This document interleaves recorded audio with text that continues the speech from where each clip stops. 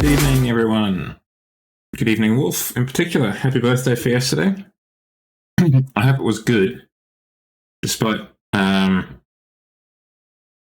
your poor PI performance.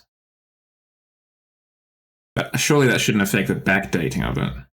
And good morning to you, Shadow. Always a pleasure to have you in the chat. How are we all this fine Friday? TGIF, y'all, am I right? Very excited that it's Friday. And I think that's principally because I'm not doing anything. I am planning on just relaxing and probably, doing errands and what have you, stuff that I need to do.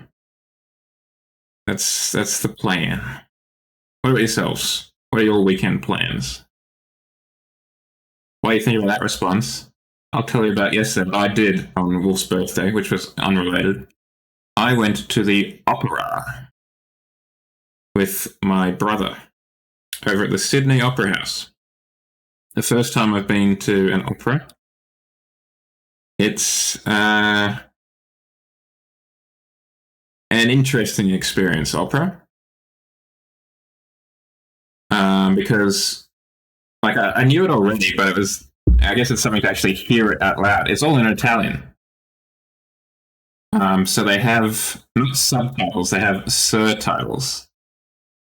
Because they're at the top of the stage opening. So if you want to know what's happening, you'd have to take your eyes off of what was happening to see what was being said. So you could effectively choose, whether you wanted to know what was happening, like what was being said in the scene, or see what was happening in the scene. So I, being indecisive, didn't choose. So I just spent the entire night kind of looking down, then up and down, then up and down, then up. What I will say, though, is the sets were lovely, fantastic even. Because there were three principal locations that it occurred in, and they were all in a rotating, it was Rigoletto, which, from what I've heard, is one of the operas to see. One of the kind of the ones to see, for lack of a better term. There were three principal locations that scenes occurred in, and they were all mounted in a circle around a turntable.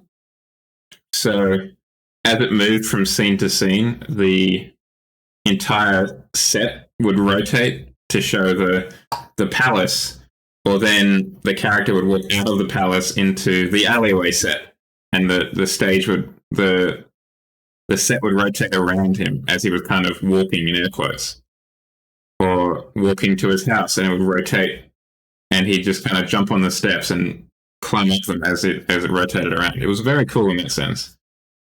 And I'm glad I've seen it, so I can say that I've seen opera, or an opera, but I don't know if I'd do it again.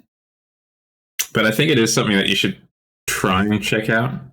I think for me, the biggest issue was the fact that I didn't entirely know what was going on. The surtitles were not like subtitles in a TV show. They were not, at least as far as I could tell, telling everything that was happening on stage. So it was a bit kind of the gist of it. I feel like if I knew Italian, I think it would be good.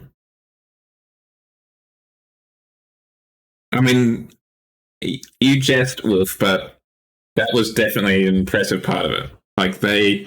They can sing, those opera singers. At least the ones I saw last night, they can really sing. It's really quite impressive stuff. It's just that I didn't know what they were singing. but they could sing it well. I'll give them that much. But as for my review, I'm not going to. I don't think I'll run out and buy like a season pass to Opera Australia. If my brother gets free tickets again, I might have a look, but I don't think I'd pay for it myself. Just gonna put that one out there. All right. Yeah, it's like it was one of them in particular. I think it was the lady lead were held like one of the dramatic notes for a very long time, like a full 5 or so seconds or whatever, and it's impressive because they're not just like whispering it; they are projecting that voice. Yeah, it's impressive what they do. Let us salute our troops of the art world. Yeah, you really do. One of the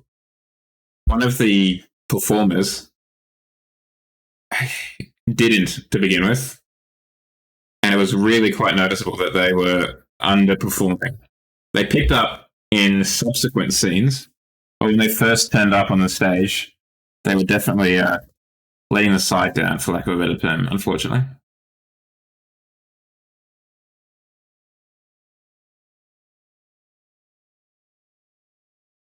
All right, chat. It's time to unlock a Hummer. I don't know if there's ever actually been a Hummer in Forza before. No, I was not booted, styling and profiling. I was booted because I came directly from work.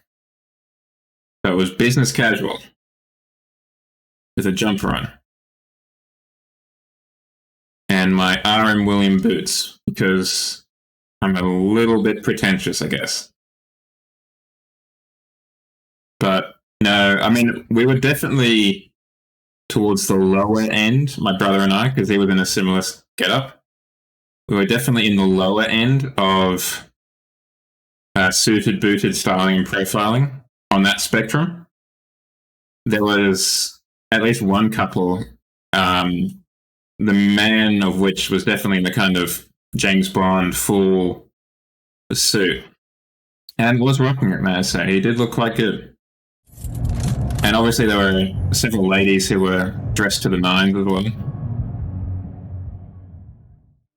But there was also a family, I think. And the kids were just kind of chilling. Just vibing in like a hoodie. So it was a real mix. Press A button to start. A real mix of fashions. But yes, your pinstripe suit would fit in perfectly. Absolutely. The older generation was definitely the more dressed up, I think. Well, then again, there were some younger ladies who were quite dressed up. That's a good point, actually. I didn't even think about it, but I don't remember seeing any opera goggles. Which is a shame. I guess it's because it wasn't quite large enough. I don't know. We were in the Jones Sutherland Theatre, if I remember correctly, and that's the traditional opera theatre. And it's the smaller of the two, the bigger one being Concert Hall, which is in the other set of cells. So maybe it's not quite grand enough to warrant... the limo. Not quite grand enough to warrant the goggles. So we've got the Hummner EV truck to unlock. Oh, we do have the Hummer H1. I didn't know that. How did I not know there was the Hummer H1? I'm slipping, chat.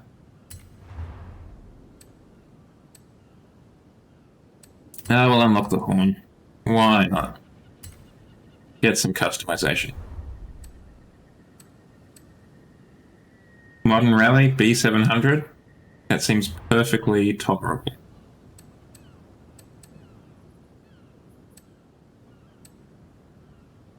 I think this Evo at the bottom that I'm currently covering up is probably the best go because it's got the most PI you can play with. Well, it's bloody heavy. The Hummer. Isn't it like a bajillion pounds? Like 9,000 pounds, whatever that is in kilos? Welcome back, comrade. Frankly, it's far too large. You know, hot take, I know. Alright, we want some modern... Come on. What am I doing? What am I doing? Sword? No. Filter. I was right, filter. It's far too large for what it is, let's be honest. It's very American in that sense.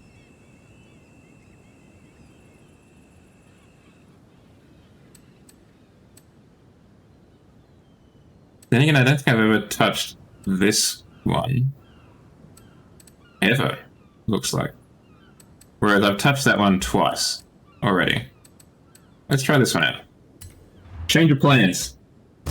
We're going Team Blue.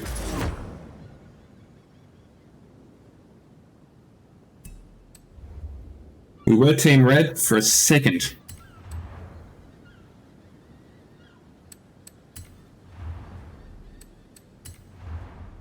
Oh, we got a fair amount of customization.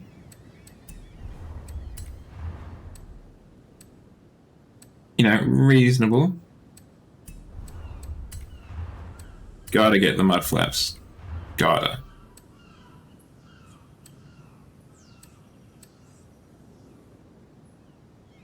Oh, good man.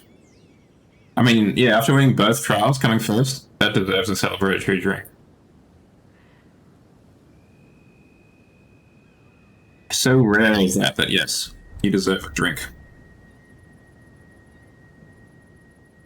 I think just leave it stock. None of those upgrades were doing much for me. I reckon we go off-road tires. Send them to the corners. Make them wider, perhaps? What brand of headset was it that you got, Wolf, again? I remember you told me what you were expecting to get on Wednesday, but I can't remember what it was. Razer, thank you. Well, I'm glad you like it. I only jumped onto Headset Gang. When did I do that? Towards the end of last year. That's when it happened. Towards the end of last year I did it. Previously I had always been an earphone, like in-ear phone thing. Oh, hell yeah. That is chef's kiss. Love it. I love it when you gotta come up and it's like that.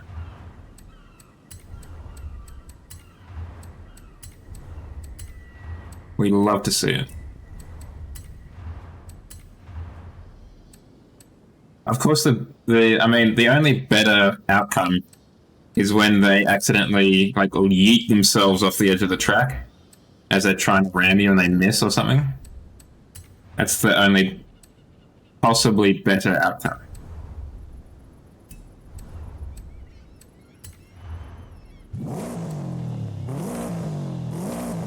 We can do better than that.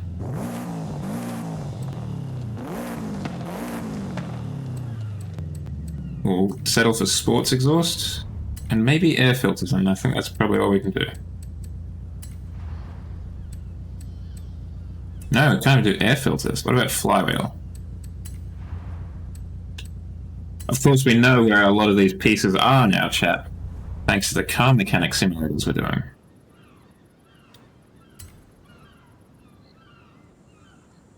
Yeah. Good luck, everyone else. I'm going to use you as guardrails. If you don't mind, because you don't have a choice. Because there's a 50-50 chance that you won't get ghosted and I won't get ghosted either. I think we've got to go for a blue color, right? Maybe not that blue, but it has to be a blue.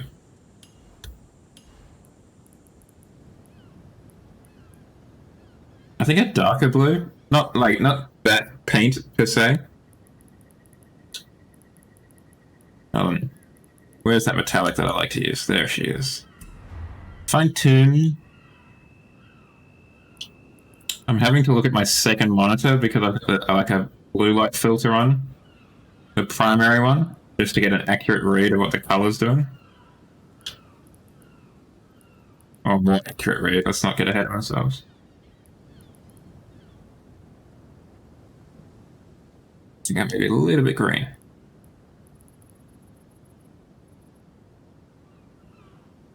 Actually, who am I kidding?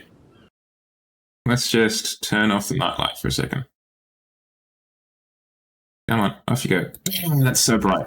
That's astonishingly bright.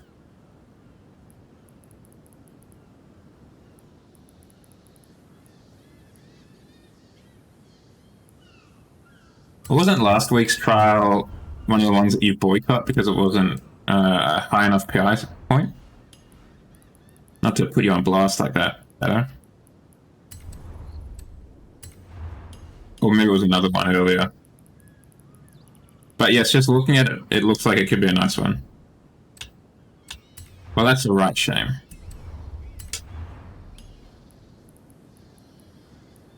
We always hope that there's a good event lab. But it's never... It's always a 50-50 as to whether it will actually be a good event lab.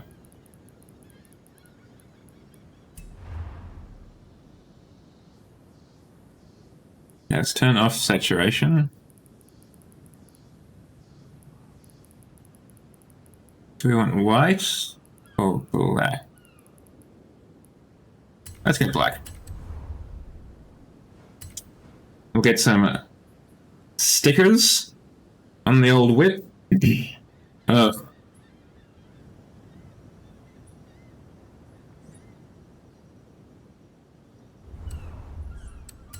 Some vinyls.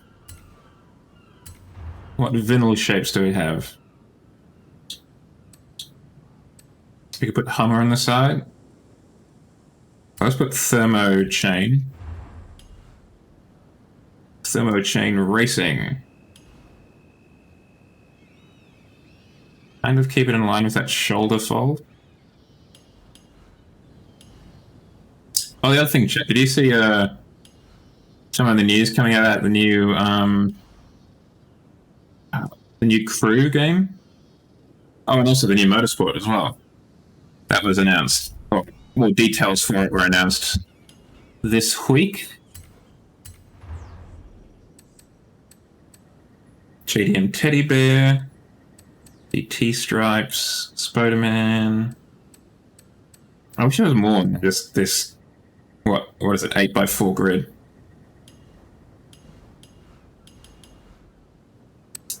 What happens if we search Evo?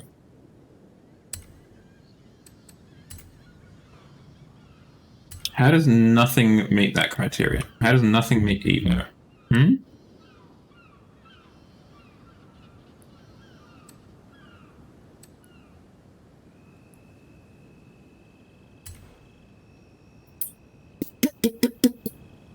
Rally.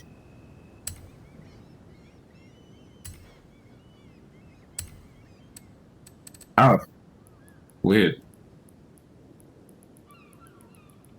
Let's maybe not put it at 1,000. 500 seems like a good number. 10 times as many. Huh.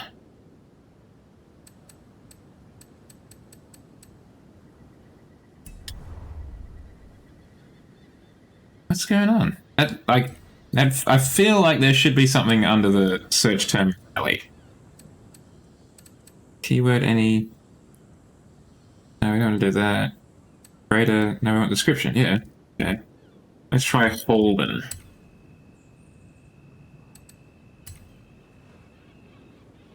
What am I doing wrong? Do you need more layers? Or can I put it on any layers? Put it on 3,000. Search. Maybe I'm just not getting the search function tonight.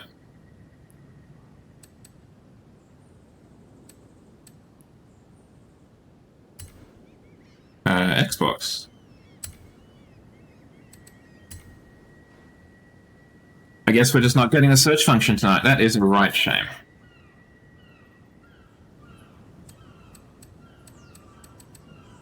I'll move that mouse out of the way.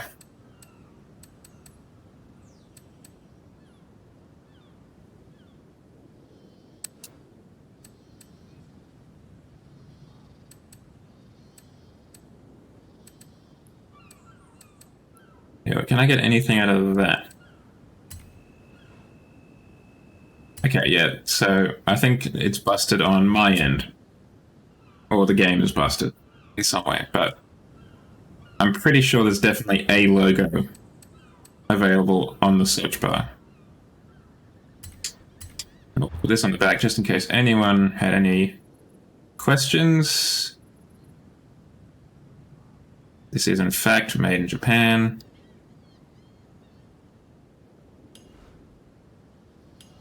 Yes, before you ask, I was made in Japan.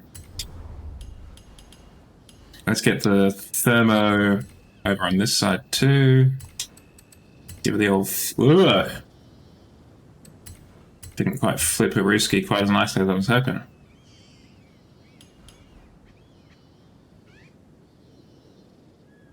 Look, that's probably close enough. You can change the vinyl material. I didn't know that. Where have you been all my life? Has that always been that? Change vinyl material? I swear to goodness it hasn't. Oh, that's really nice. I'm glad they added that.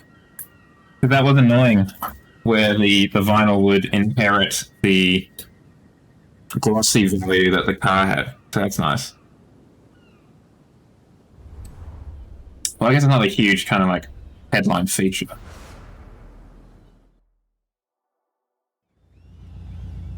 But it would still be nice to know. Alright, let us jump on in. Actually, hold on. Cancel. Let's just take her out for a second.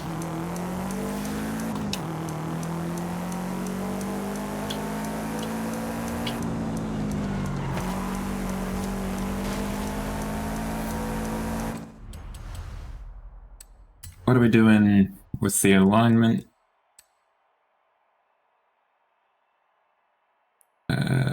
Toe in, toe out. Toe out brings the backs of the tires closer together than the fronts. That all speed races. Have I been doing it wrong the entire time? Have I been towing in when I meant to be towing out?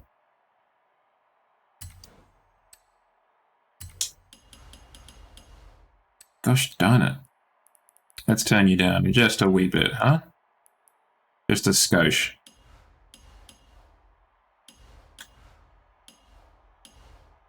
Alright.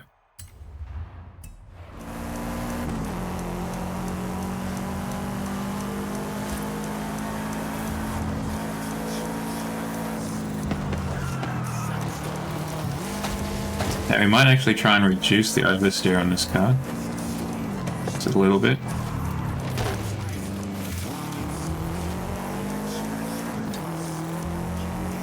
I have not done an overlanding route. Maybe I'll do one of those tonight. I haven't touched one since they were introduced, so for what, the last 3 weeks. Oh, well, we've missed that bridge. Oh, in the worst possible way.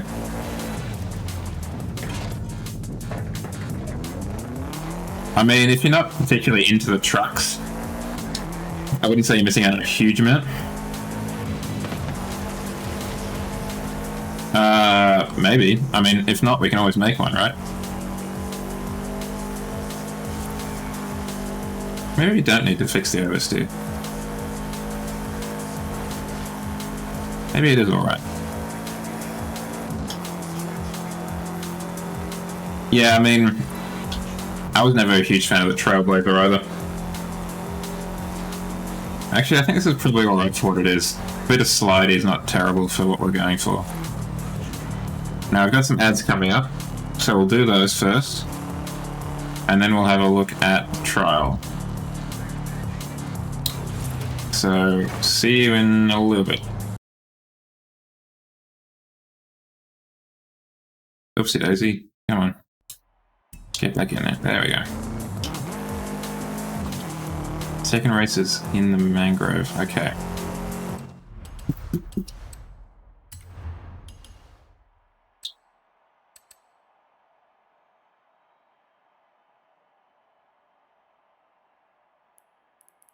How does we tow them both out? What kind of wild situations happen now, huh?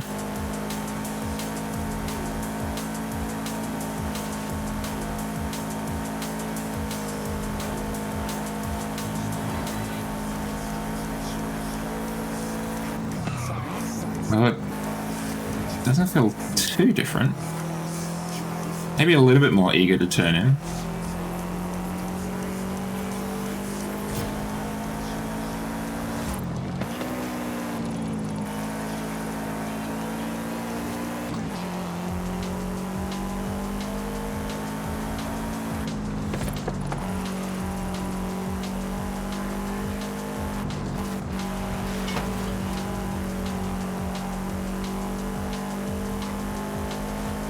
The only thing I really know is that we're made in Japan. That's about it. What's the gearing situation like? Fine enough.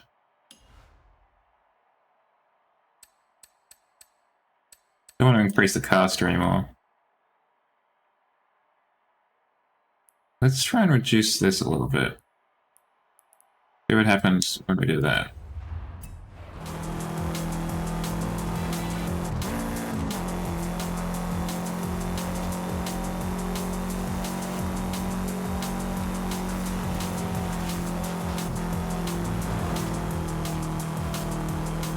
Thank you for the shout out, Sergeant.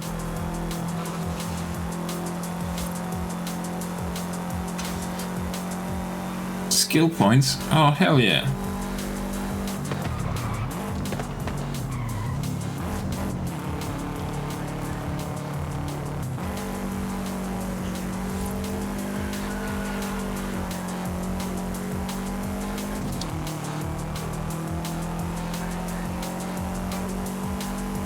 Definitely not the fastest car we've driven. I mean, I don't think that's a controversial statement. Not super slow, though.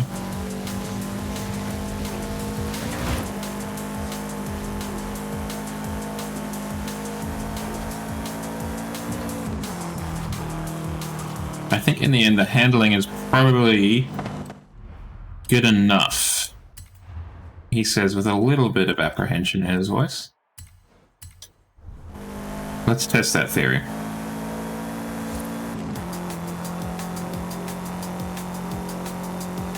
We're going online, chat. We're going to the trial. Let's see if this handling work we've been doing is enough. Yeah, and we're back to our regular scheduled broadcasting. Thanks to a message from, not my sponsors, the Twitch's sponsors.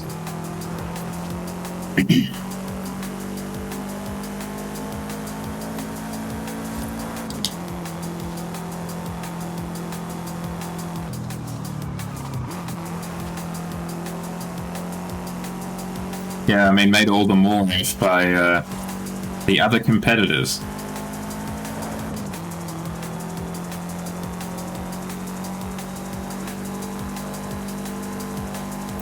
Nothing the thermo chain WRX can't deal with. What do you mean, please reconnect the controller? It's connected. Come on, buddy. Did I select the right vehicle? I don't know what vehicle I selected. I don't know if it's the right one. It wasn't. After all of that. Well, this has got off-road tires. That's a start. Ooh, almost an entirely Subaru lobby.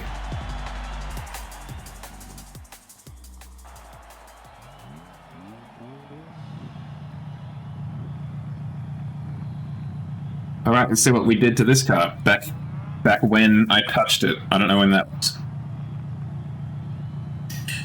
The Impreza or the color? Like, what would make him more attracted to it?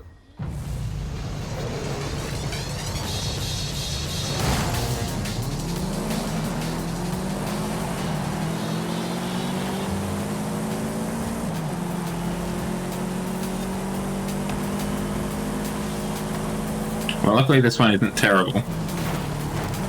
Damn it, William. I expected better of you.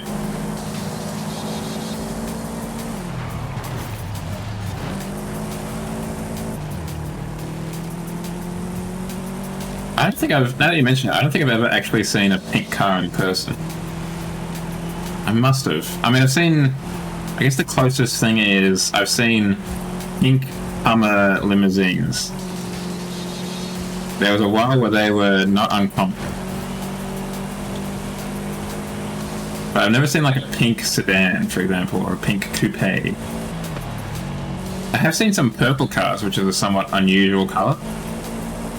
For a, of course. I mean, that screams pink, doesn't it? Not to be stereotypical or whatever, but I feel like the Beetle is probably going to be a car that's offered in pink. Yeah, the Barbie-mobile, right?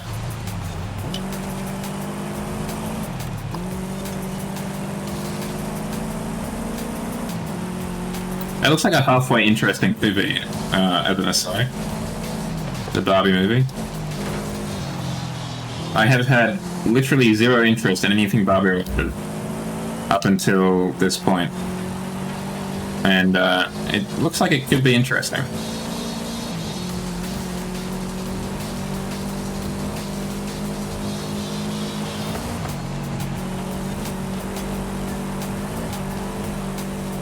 Oh yeah.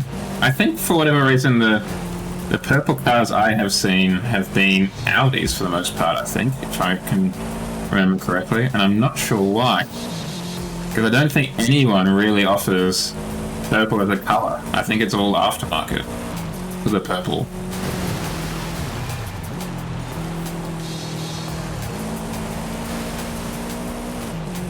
Oh yeah, I forgot that Nissan had a purple. I mean, this was definitely a darker purple. It was kind of almost like, admittedly it was at night, but like the closest touchstone I could think of would be it was kind of like the Joker, a dark Joker purple.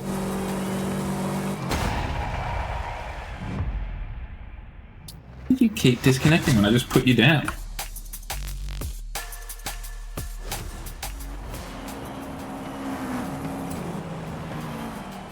Yeah, what's wrong with this cable? My apologies. It's being finicky.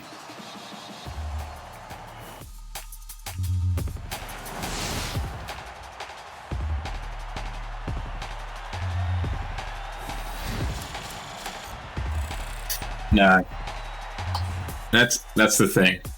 When you get to colors like that, like pinks, purples, I feel like even to a lesser extent greens on a more conventional car, there could be issues when it comes to resale and stuff.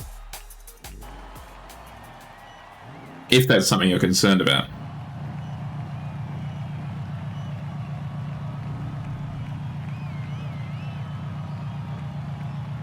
I feel like a Rolls Royce is another car that I could see myself in a pink one, just because it would be kind of like FAB1 from Thunderbirds. I think that's the name of the car. The six-wheel limousine that Lady Penelope drives around in. I think I'm getting that right. Oh, hell yeah. I haven't seen Thunderbirds in forever. Let alone anything involving Lady Penelope or what have you. Though for the life of me, I can't think of the butler's name. I can see the butler, or the butler's puppet, I should say.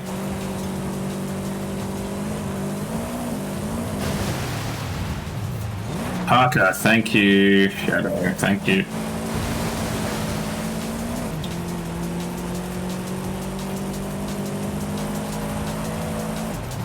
Yes, milady. Yes, I forgot that.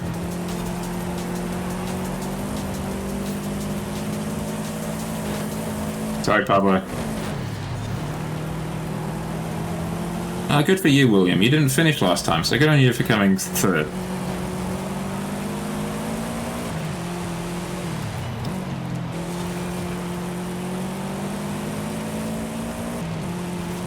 Well, we definitely lucked out with this car. It's doing pretty well here.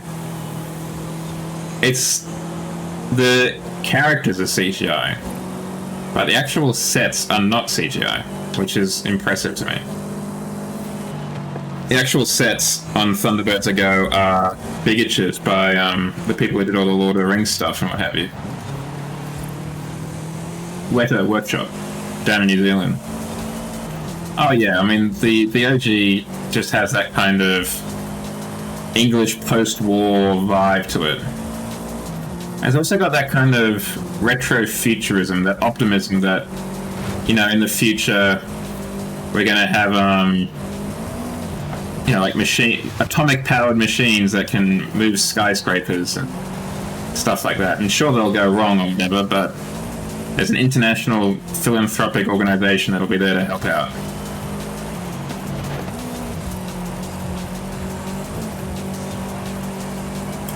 I don't think I think I encountered some of like a Captain Scarlet CGI reboot, but I've never seen any of the original puppet stuff from Jerry's outside of Thunderbirds. For a long while, at least while I was in school, Thunderbirds were on, I want to say, maybe it was just weekdays, I can't remember. But on early before, like, the more traditional, in air quotes, like kids' cartoons and stuff would kick off, they would have the Thunderbirds on. I guess because they were, you know, cheap and just could fill in the time.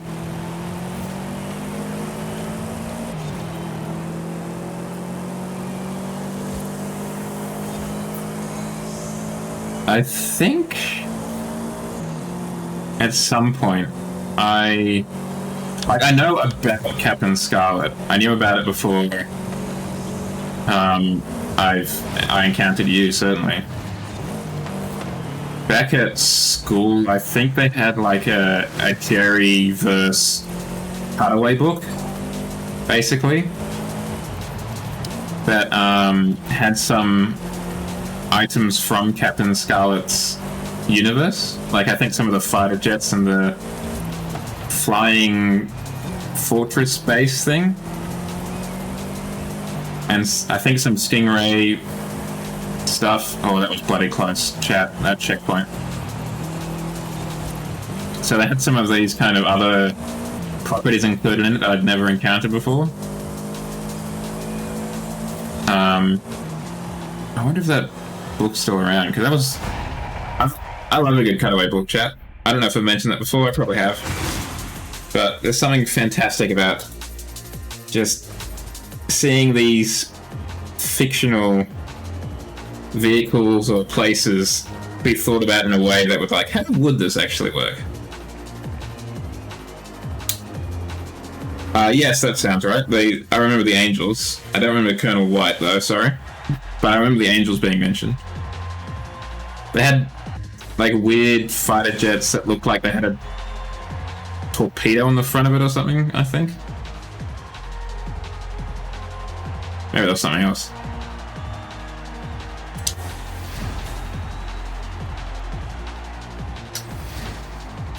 There was also that, there was also a Thunderbirds live-action film, wasn't there? In, like, the mid to early 2000s, somewhere like that? I feel like I remember that being a thing. I don't think I ever watched it. Though for some reason I do remember the DVD menu. So I must have rented it from the DVD shop at some point. But for the life of me, I don't remember actually watching it. Alright, let's unlock the H1 just because we can use a Super GT. And I think we need something a little bit on-road, a little bit faster.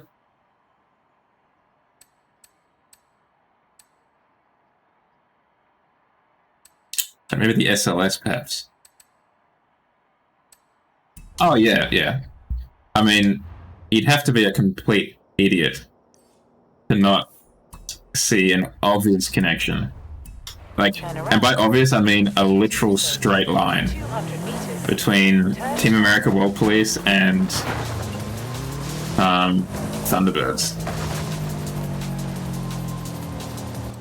I mean, I guess it's as... Yeah, I haven't seen it in how long? I only saw it relatively recently. Because it came out, not to make anyone in the chat feel old, it came out when I was in year 6. And I remember, you know, because you're in year 6, you could, and it's the 21st century, you could download it and watch it. And there was something, ooh, I'm watching this kind of thing that I'm not really meant to be watching. And it was, you know, there was a little bit of illicitness, if you will, in that regard. So there were many of my classmates watched it. And obviously you can't exist in the West without knowing Matt Damon. But I have watched it since and I can't remember how or why.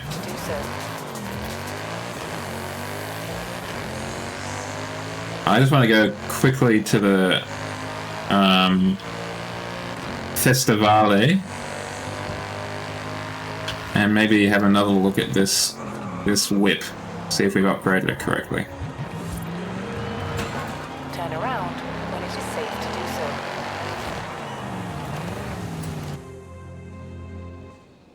I mean, it's a fantastic film, and also just like really well produced.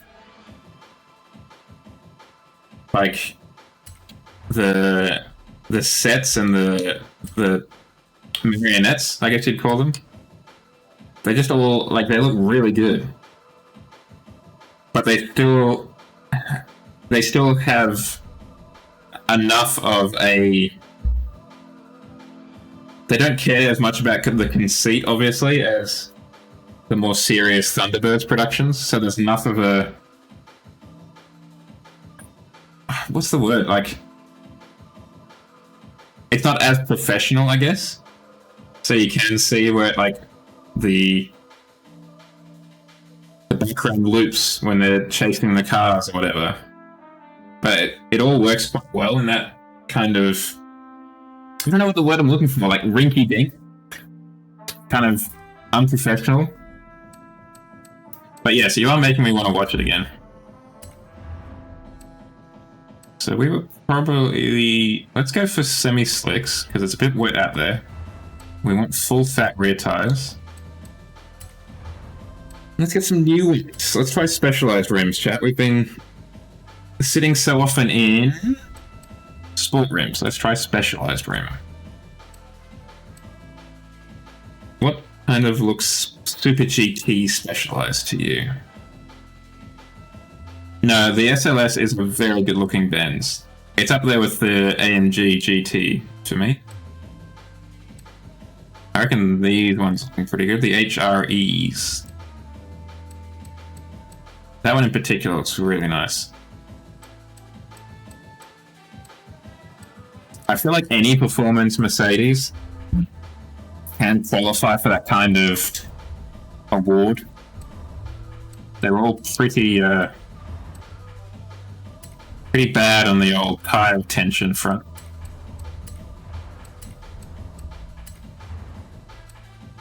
Let's get that handling way on up. Have a look at the old gearbox. So we had a 6-speed before. I guess we're in an 8-speed currently. A 7-speed currently. Get a race diff as before.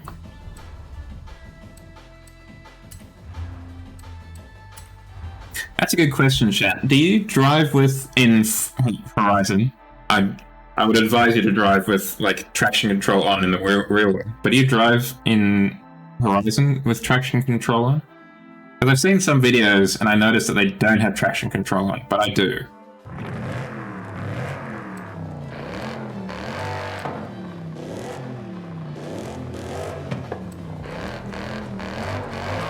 Okay.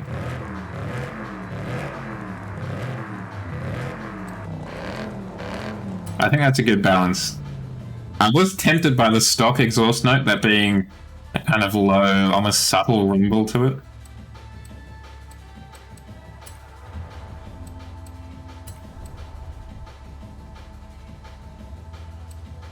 Do you now?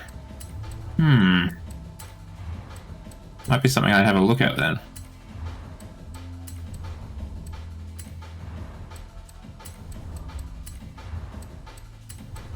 Maybe that's what we do this stream. We have a look at the world of TC off. Do we need to supercharge this to get up to speed? We could V10 this and make it an LFA knockoff.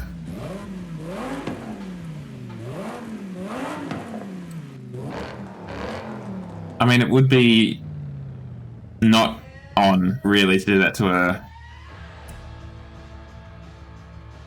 a Mercedes. Oh, I think we stick with it and instead we'll supercharge it. Try and get some more PI and go back to the early 2000s where they were just supercharging everything they could lay their hands on.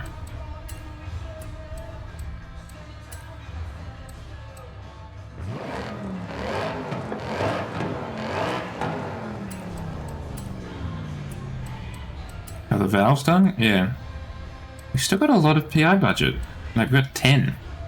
What if we did kind of go a bit untraditional and went V10? We can't supercharge it, which sucks.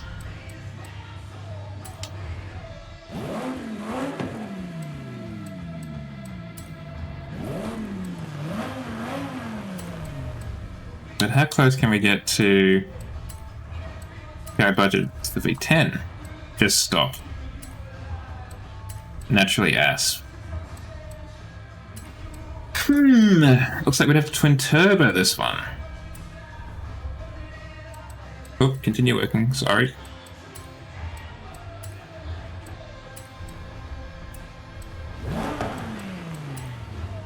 But there we go. Well, what if we twin turbo the V8? Sorry for all this jumping around, chat. But the V8 does just sound better. And more Mercedes.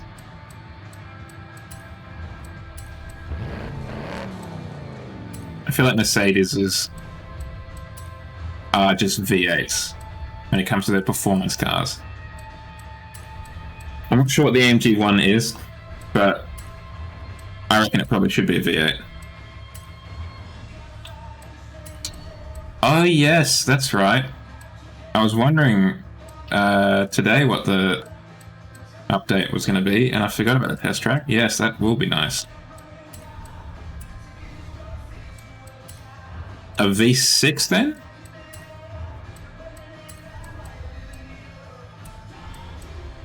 Gee, what else can we do? I mean, we could make the front tires larger.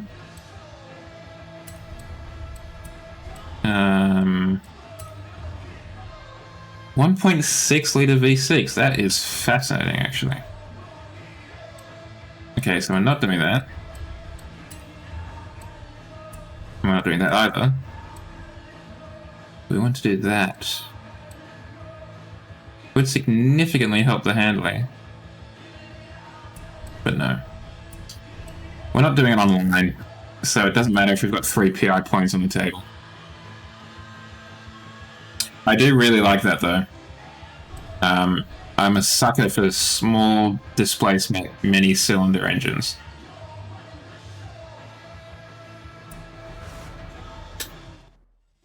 Yeah, but it does push it pretty quick though.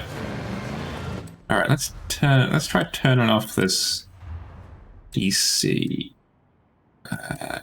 difficulty. Let's see what happens. Let's give it a shot, hey? I'm gonna leave the ABS on because I'm not that excited. No, we don't want that.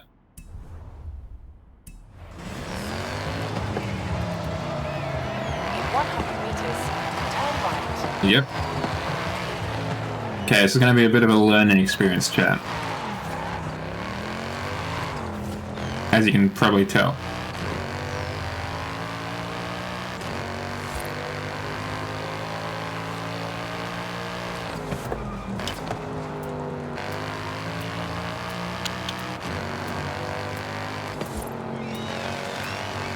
We're going to be much more reliant on the LSD now.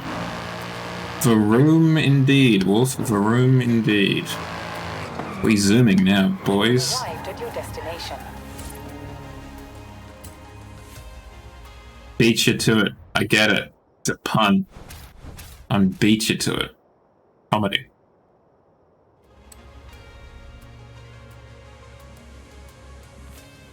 And of course, if this doesn't work out, we can use the DB11. I've never used the Monza. Oh, and the GTS. That's another fantastic car.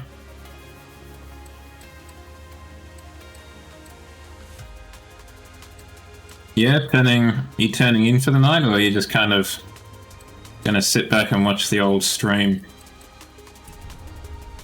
Oh, I forgot to choose the car. Chill time. Choo choo, all about the chill train.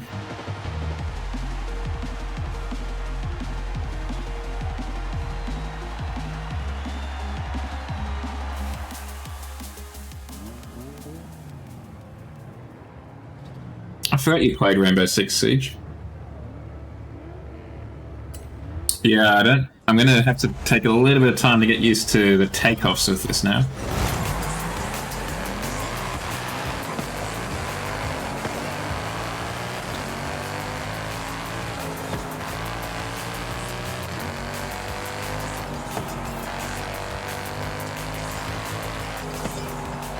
But we'll get used to it.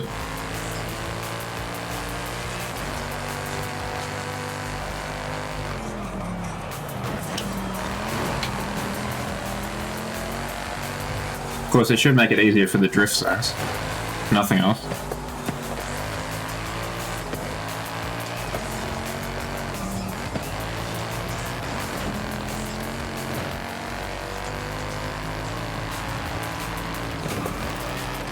AMG, why do you do that?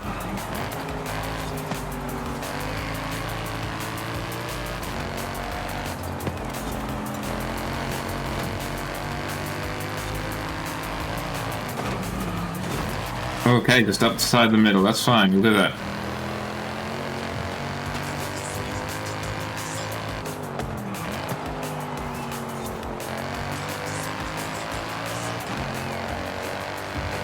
Was it a lot more unmanageable in 4?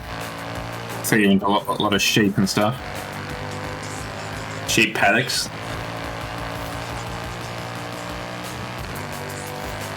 Gosh, I miss Horizon 4's map now that I think about it. Oh, what are we excited for? Wolf, what is getting you going?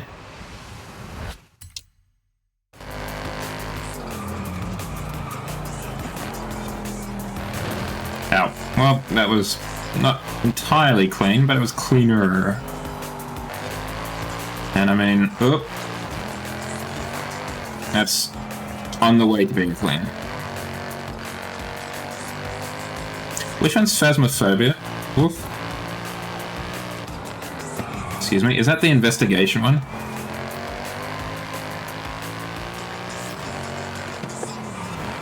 Okay. I don't know if I can blame the fact that I've turned the TC off, but I'm having a bit of trouble in the corners here. I think it's because I'm not following the racing line app, and I need to be doing that a lot more Because there's a thinner margin for control now without the TC. That's the one where you need to, Phasmophobia that is, where you need to like find the different clues to figure out what kind of haunt it is, right? Yeah, I feel like the trouble for me is because I grew up on PC and was really a PC gamer up until, I don't know, like third year of university. So like 20. I'm used to binary inputs and not these kind of analog percentages. So like even with the joystick, I will just full lock and tap it rather than more gently moderate it.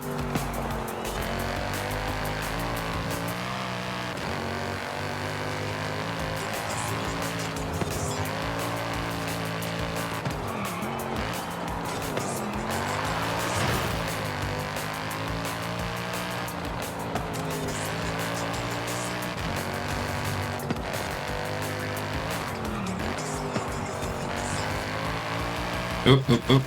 Sorry for your offense.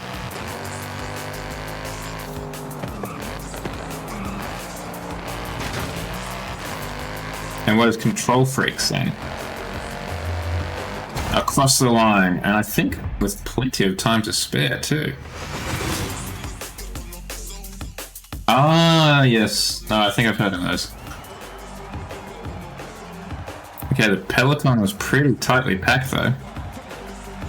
They were all within like 1.5 seconds of each other. I, however, was 4 and a bit in front of them. Are those the ones that like extend the height of the analog sticks?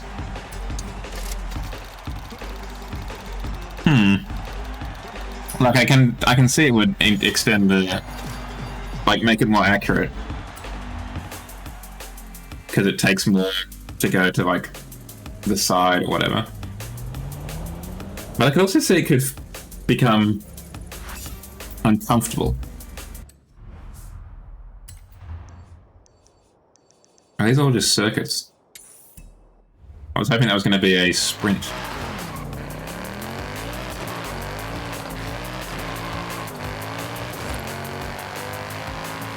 400 meters, turn sharp left. Actually, hold on, I'll show you the hardest car. Yes, I was thinking about that. I need to do that at some point. I need to, like, just get better organized on a Friday afternoon and break those out. This would be the one car, the car that I think would be the hardest to drive in this situation. My V10A1.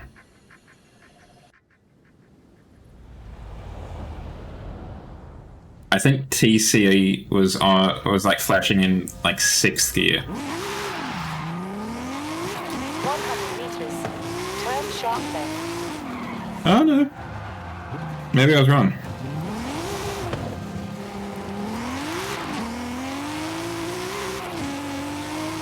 I mean, the Quattro is definitely helping out.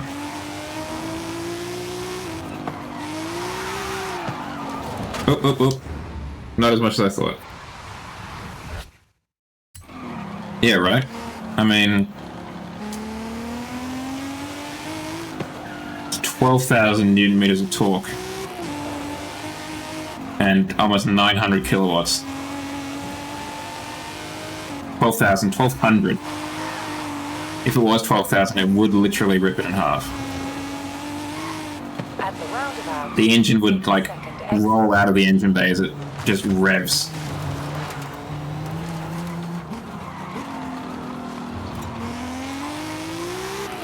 Yeah, does it say how much it weighs? No. I honestly can't remember, but it's, yeah, I mean, it's an A1. It can't weigh too much. I'm not talking about a Hummer of any description, be it an EV or otherwise. This is kind of like the meme car that I've got, the memeiest car I've got in my garage.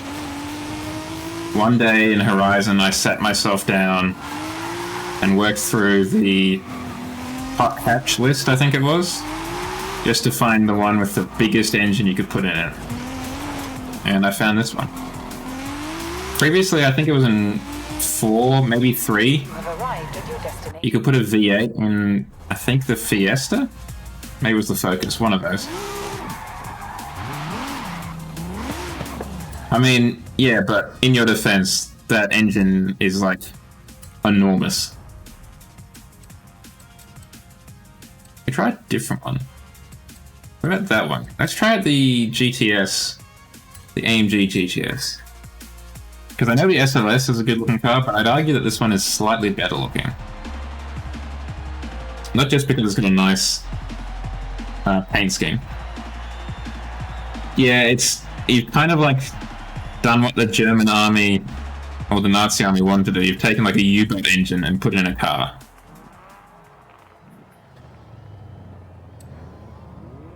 Oh, we've got full slicks, but luckily it's properly dry. That worked out well.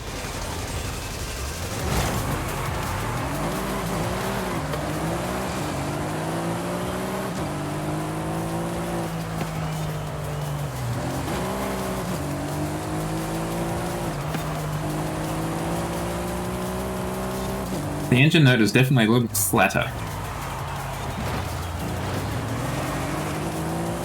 Yeah, I found that, because, like, you know, everyone does in automation at some point. I also made, like, a hypercar of sorts. And, yeah, the turbos overheating was definitely a huge problem.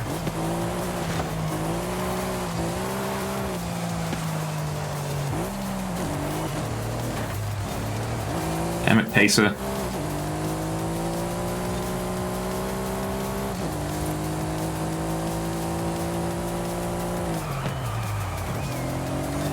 Yeah, it gets to the point where you almost need a second engine from another donor supercar to run the cooling system for your turbos, for the main car.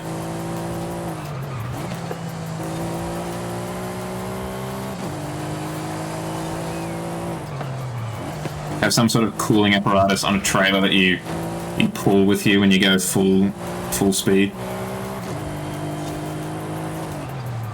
I wonder how much of it, like, now that I think about it, I wonder how much of it is to do with, like, the engine compartment size. Like, if it's a tightly fit engine, does that mean that you're going to have a harder time cooling it off? Because that would make some sense, right?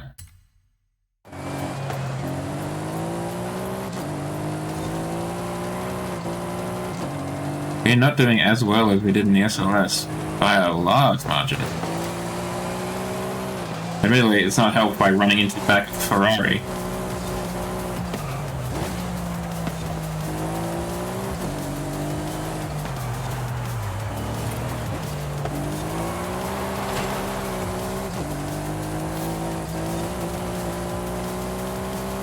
You can just hear that Ferrari behind me.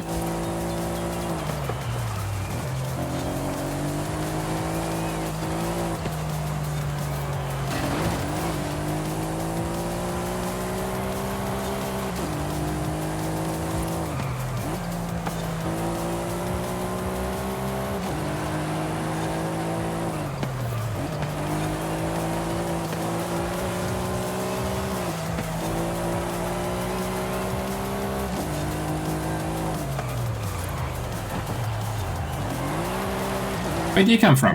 Shadow Fox. Get out of here.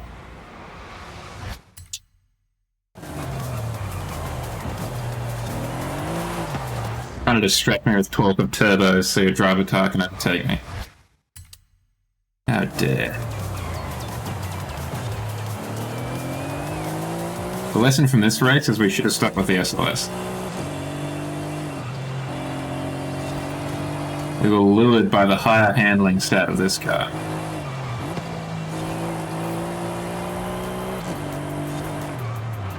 But we've done noticeably worse.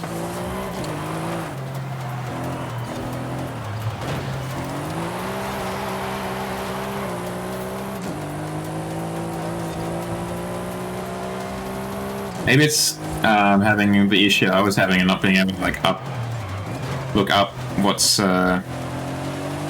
like liveries and stuff, so maybe it couldn't download them. Don't know. I don't think I've got an option turned off. I'll have a look though.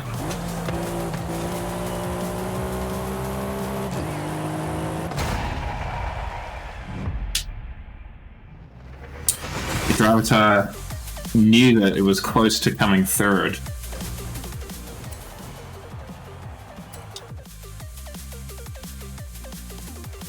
Let's just make sure I haven't turned anything off.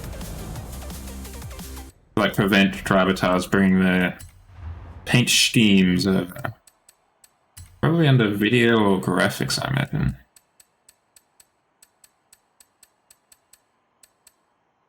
Okay, so it's not in there. Is it in graphics, perhaps?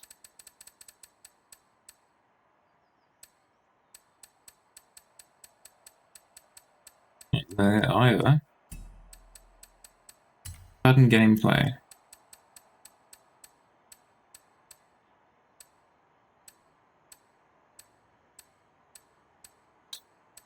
Yeah, driver designs are on. And so are players' designs. Maybe it's playing silly buggers. Just with like the...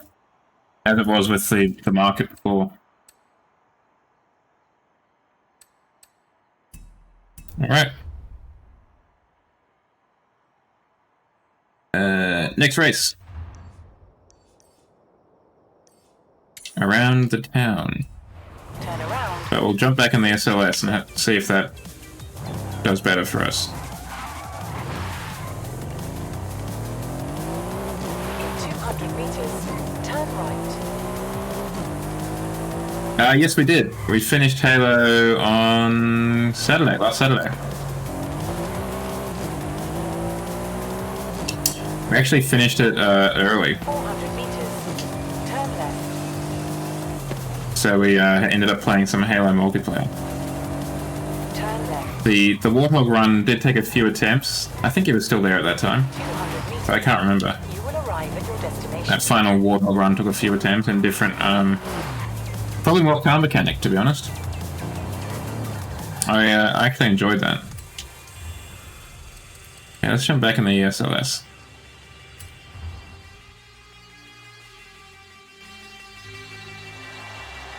Now, the 599 is an attractive car. I mean, that might be because I kind of grew up with it. That was the car... that was like the peak Ferrari when I was getting into cars. I'm kind of disappointed they don't have the 612, just because it's a little bit funky. I'd be interested if they had that too.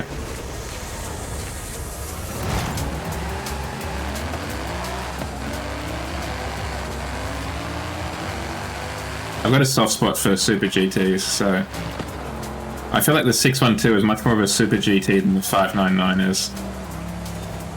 I would say the 599 is like a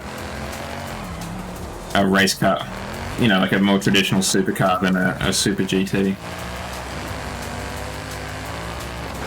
Whereas I think the 612 is unabashedly a Super GT.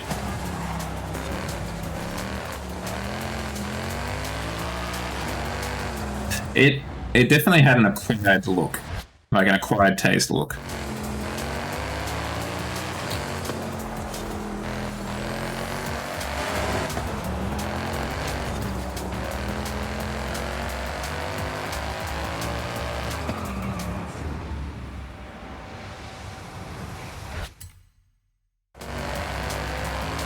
Gotta come first in this chat, pretty sure. Good job I rewound and just did the same approach to that corner. Really worthwhile.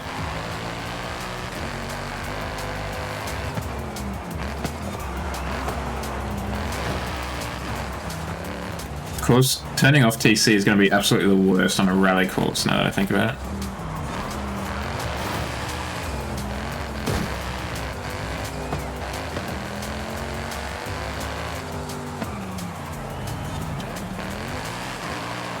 I've got to beat basically all three of these fellas. I think I could let Case Wolf beat me. Oh no, that's a fair point. Yeah, because as long as you know you're in for the slide.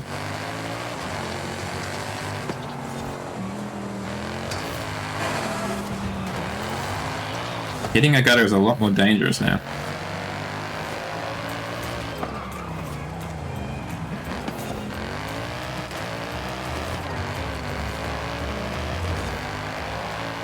Might have to restart the race, unfortunately. But, you know, you gotta do what you gotta do, chat.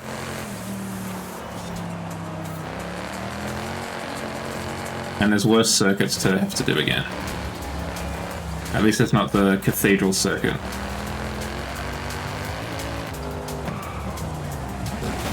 Ow! That's embarrassing. Don't do that in front of the two Ferraris.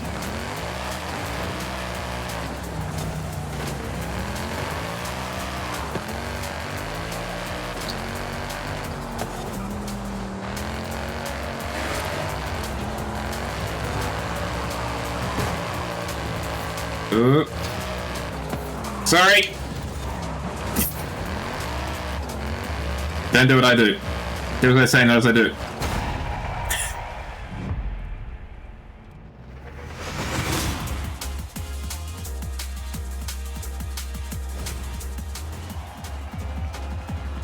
I mean, I'd probably agree, but McLaren classes it as a GT. Hence the name, I guess.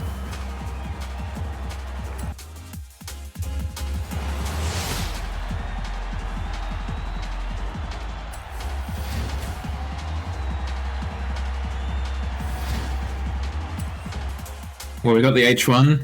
That's huge for us. Oh, you think? Yeah, absolutely. I'm surprised there wasn't a Bentley option. Now that I think about it. Sure, let's have a look at our gift from Florian.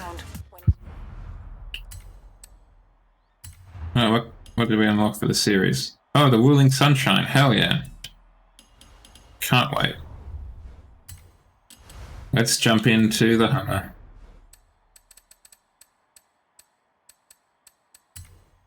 Oh, already got one, okay. Let's jump in the stock Hummer. Yeah, it's definitely on the heavier side.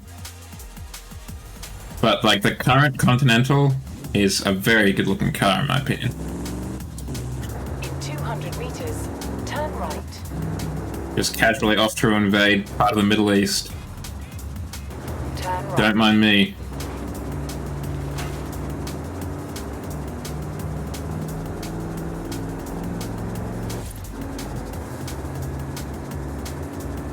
I'm shocked this had more than 4 gears. Let's find out, huh? Oh, I want to do that. It's 3680 kilos, 3.68 tons. Oh, hell yeah, Wolf, where are you going? Hopefully on like a quieter road, you're not driving down the highway, right?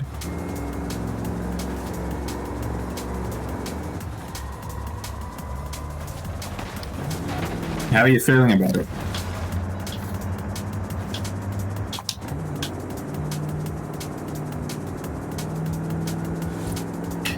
Yeah, it's not light.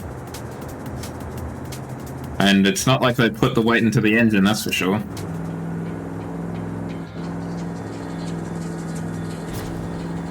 Oh, where am I going? Oh, over there. Fine. Oh, okay, so you're going to like a training facility. I mean, it should be fine. Yeah, it sounds like you're going to somewhere where they like professionally train people to do it. I mean, don't get me wrong. I was definitely spooked to get behind the wheel for the first time. I was lucky enough to do it up in the Blue Mountains, so kind of in the countryside a little bit. So it wasn't as busy as like Sydney roads. But one thing that I had an issue with is because my only experience... Yeah, we'll see you on the news. My only experience of driving had been in, like, racing games. So my problem was that when I drove for the first couple of months, I think, however long, I would corner cut. I'd, like, flip the apex, or aim to. because that's kind of how I trained myself to do it.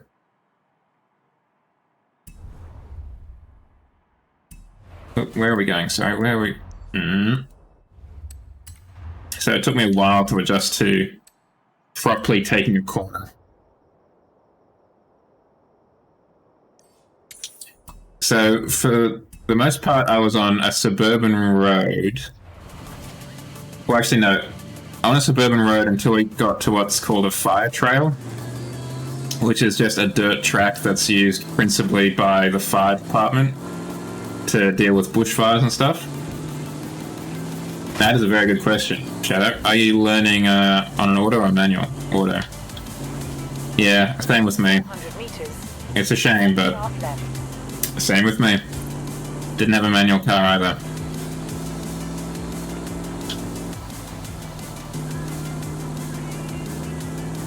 Turn sharp left. Oh, do you have to learn a manual over there? In 400 meters. I mean, it's not a bad skill to have. Increasingly unnecessary, but not a bad skill.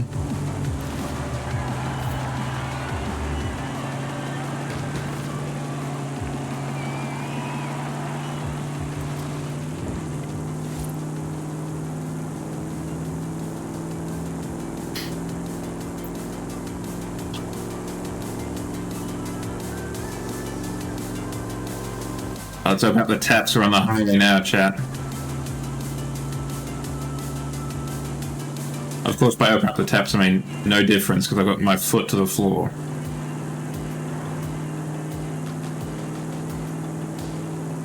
Yeah, if I had, you know, if I won the lottery or whatever, I'd definitely pick up a hot hatch, a manual hot hatch or something like that.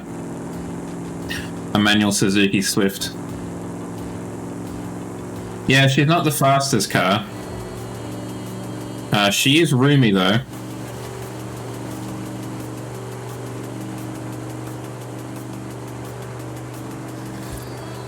I mean, you could literally fit 3 across. I mean, that's principally because there's meant to be a gunner standing in the middle of it. Turn around when it is safe to do so.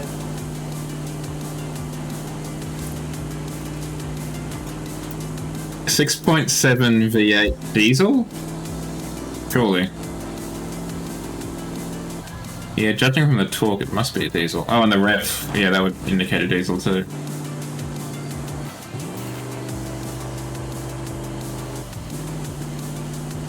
But even still, 700 Newton meters of torque out of a 6.7 litre V8 turbo diesel is pretty pitiful.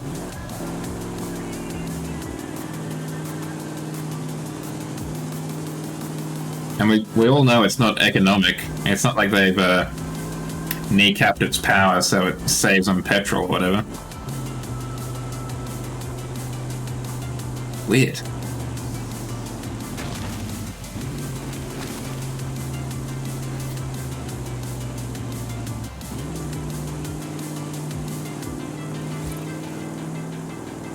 Maybe it's got a lot of towing power? But then that would be reflected in the torque. I don't know. I'm trying to think what the hell this is good for.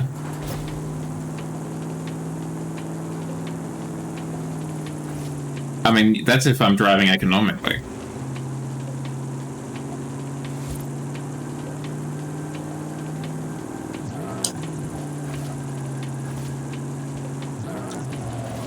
Maybe just the sheer weight will carry us around drifts. So we'll be able to get like a good score just from the sheer weight causing us to slide.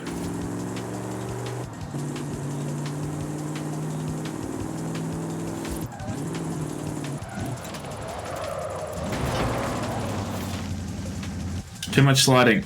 Oh, come on, buddy.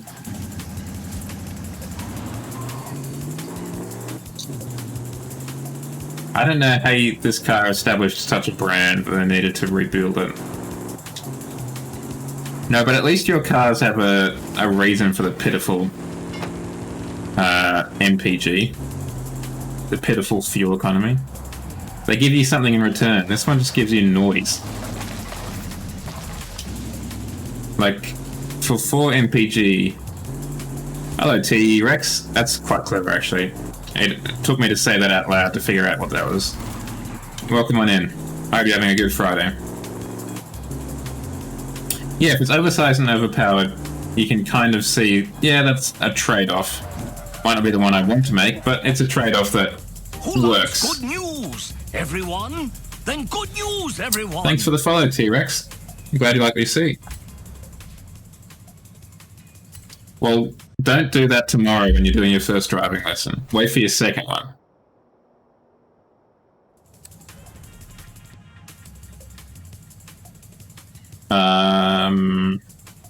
I'll try the Exocet. Just because it's a missile. Yeah, you need either a lot of friends or hydraulics. Now you could bring your own hydraulics. It is something that some driver centers allow you to do. But you'll have to get there a couple of hours early to install it. And you want to call in advance. Just to make sure they know that that's what you're doing.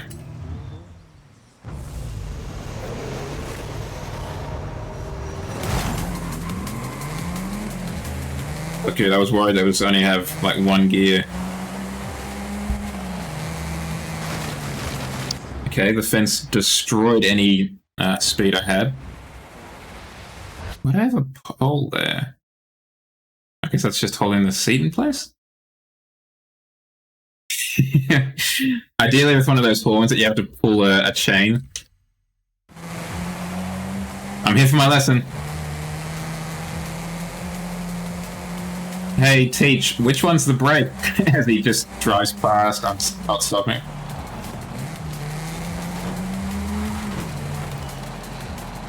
There's a guy in... Like, I work in suburban Sydney. There's a guy who has a Ford F-250.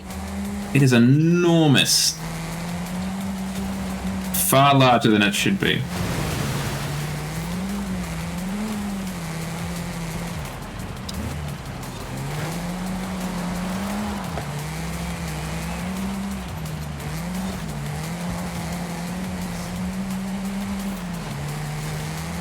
It's also, most egregiously, it's got that, you know, the American hunting camo, where it's just like an image of the forest, like trees and twigs and what have you. It's got that as the upholstery. So all the seats and like whatever would be fabric or leather inside the cabin is that kind of pattern. It looks pretty rubbish. It looks so incredibly hillbilly. It's just incredibly out of place in Australia.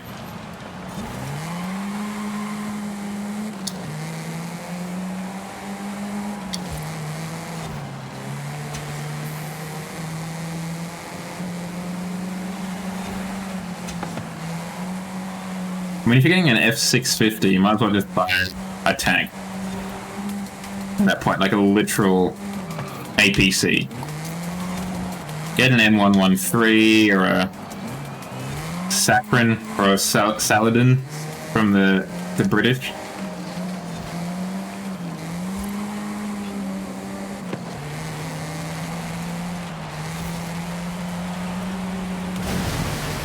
Yeah, and don't forget when you turn up for your lesson to find the biggest car and crash it to a cert dot nest. This is not going super well, chat. I have a feeling that I needed to have TC on. I need to be coddled with my traction control.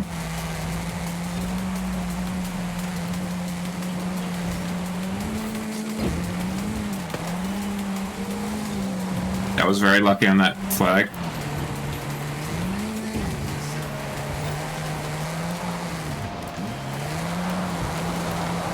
Maybe I just need to be leaning into it more.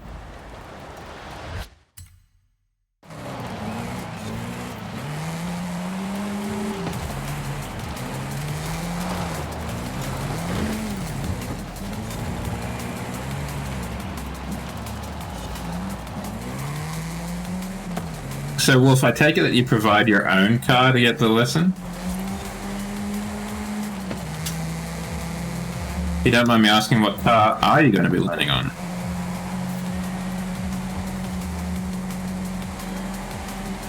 I went on the family car, a Mitsubishi 380.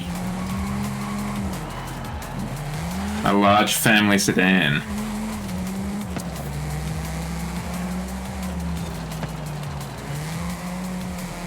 With, unsurprisingly, as the name suggests, a 3.8 litre V6 for the front wheels.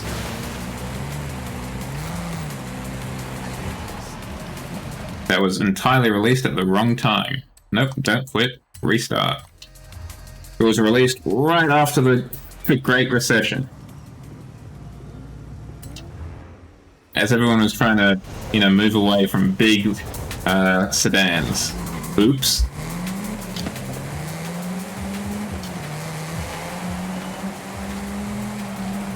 Nice on both counts. There, Shadow, very nice.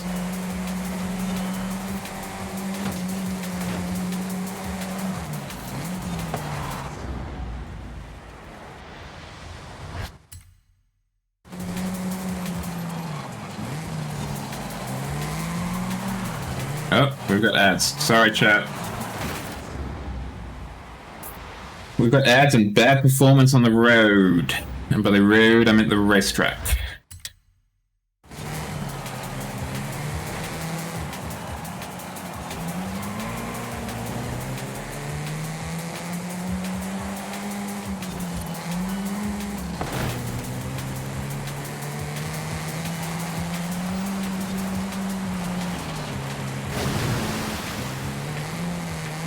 I think I get slowed down a lot more by the water than the taller unlimited buggies, where their wheels only go through, my entire thing goes through. My entire person. My vehicle.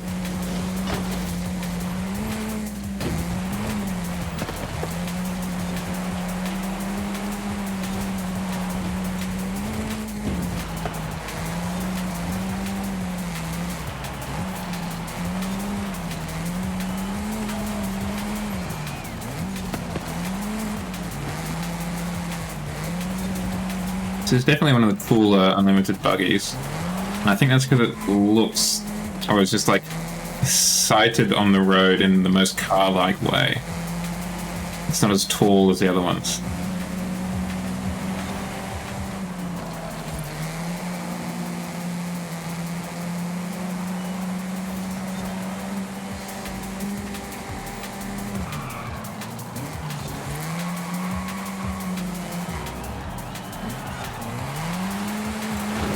Okay, that didn't go well at all.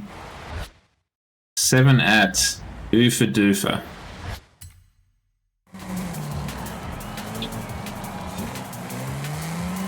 Are you getting what's her face talking about her sex therapy show on Audible? I haven't seen that one. Yeah, of course. What you really need is one of those beer helmets with like the space for the 2 cans on each side and the straw going in.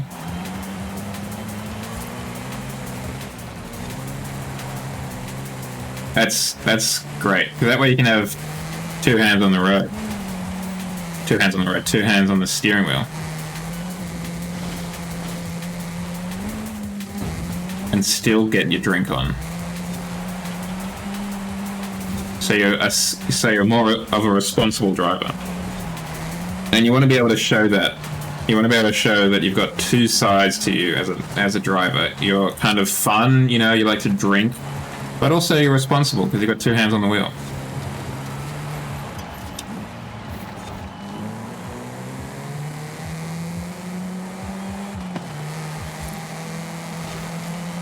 For the lessons here, at least in New South Wales,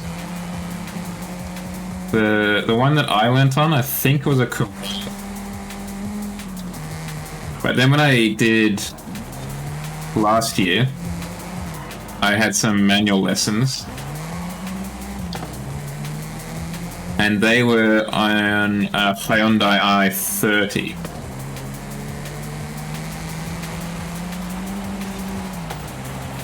Yeah, bring one of those clone ships sombreros.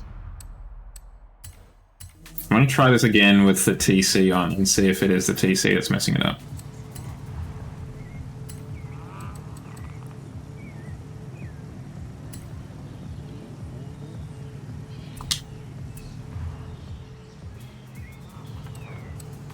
Oh, nope. It's the tuning of this car. Let's tow the rear in a touch.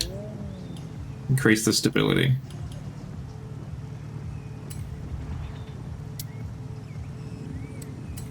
Let's see if that works. Oh yeah, always the base model. I mean, it makes sense, because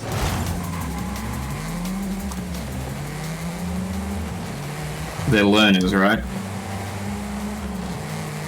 If anyone's going to crash your car, it's going to be a learner.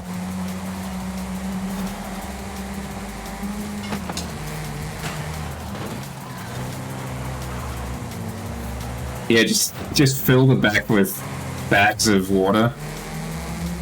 So when you come to a sudden stop, it'll just all go forward. Or water balloons. The other thing you could do as well is put a whoopee cushion on the passenger seat, just to kind of break the tension a bit. To again show the instructor that you're a kind of guy who likes to have fun.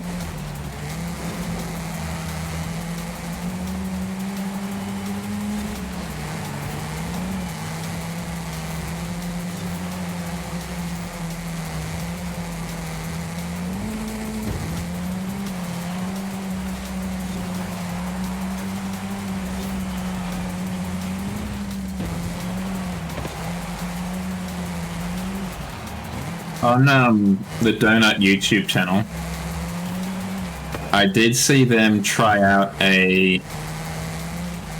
What was it? It was like it was basically a glorified tray liner that could convert your pickup truck tray into a pool, and that's exactly what happened. Like, they tried it out just in their car park, going forward and then coming to a stop with someone in it. And obviously, they just went forward when the car came to a stop. They just kept going. And all the water with them.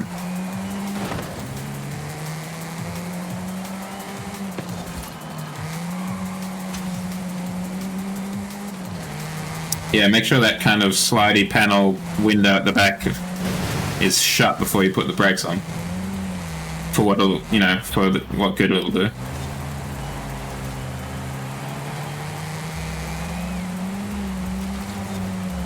Okay, it's definitely the fact that I didn't have TCR on. I need to be coddled a bit with my TCR.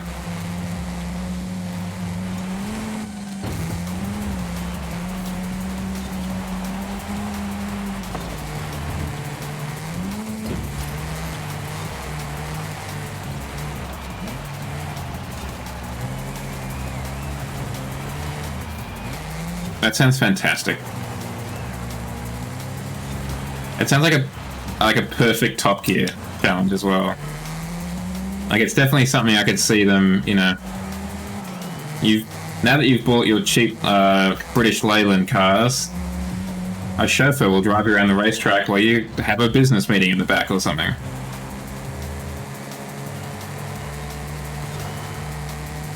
I have ages ago.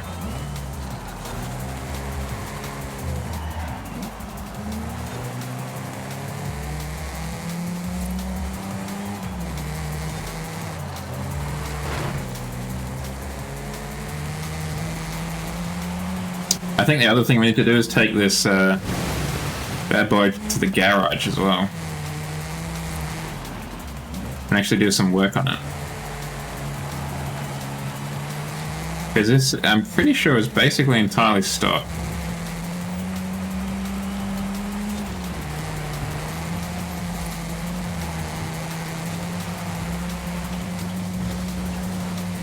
That said, I'm still happy with third place. If only because I don't want to do this race again.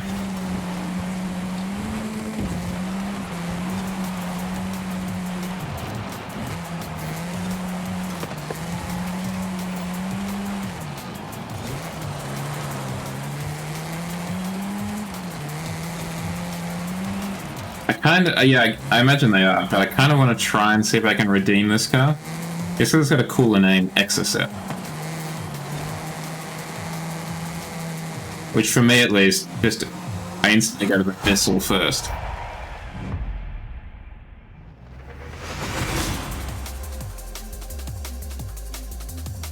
The Exocet anti-ship missile.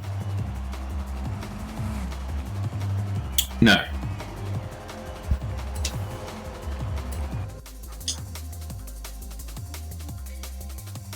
Congratulations.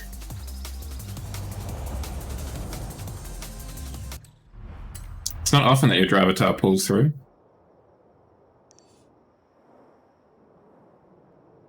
So that's the next one.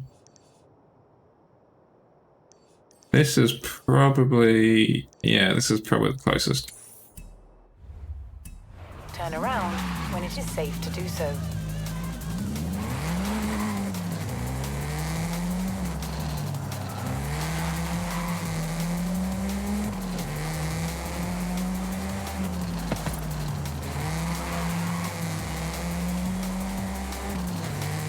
Yeah, blame the AI, of course. I think it's just that it's got more experience of you on a rally course than anything else.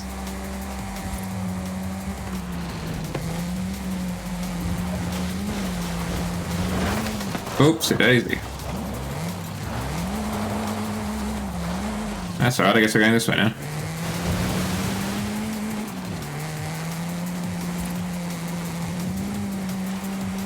400 meters, turn left.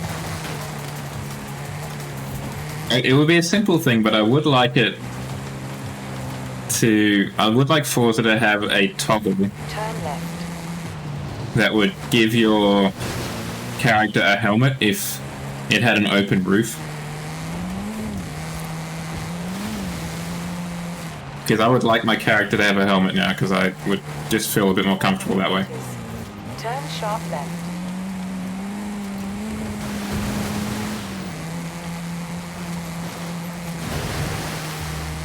Turn sharp left.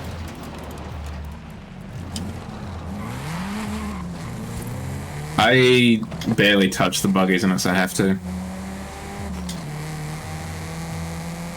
I much prefer the more traditional cars.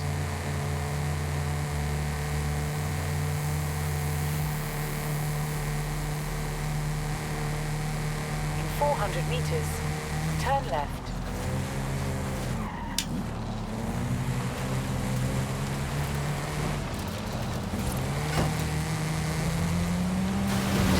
Oh dear, the week is catching up with me, chat. It's been a long one, and it's been a 4-day week as well. Yet somehow I'm still like, whooshed.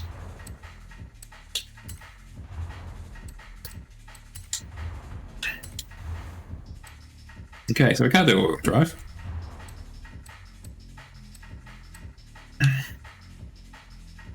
We could put a straight 6 in here, but let's be honest, that's not going to solve any of our problems.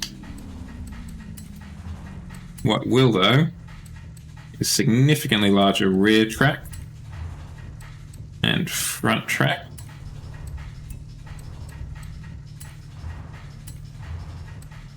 Suspension. Anti-roll. Anti-roll. Yeah, it's not too dissimilar to the Nomad in that regard.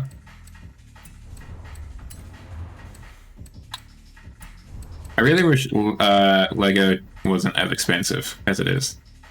I would love to get some Technic stuff. Like the Land Rover Defender, for example. Because you can also then, for some of them, you can get a remote control and then add motors to it and stuff and make it into an RC car, basically.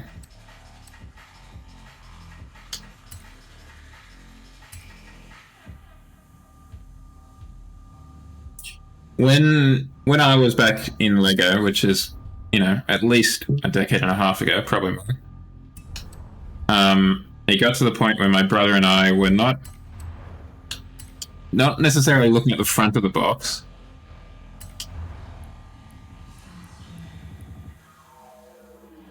Okay, that's less exciting than I thought. We were more looking at the pieces that came with it and thinking about what we could do with them later on. Let's try and do that. The inverse of a kind of certain fox's colors.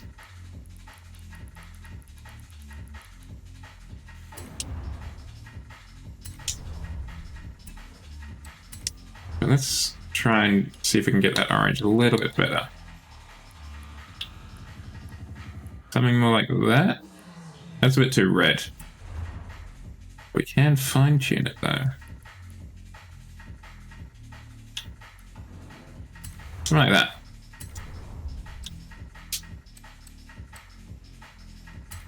Yeah, we'll leave those like that. I can't be bothered to change them. Get the calipers the normal color. Oh, can we tint the windows? Oh, what do you mean we can't tint the windows? Rip off.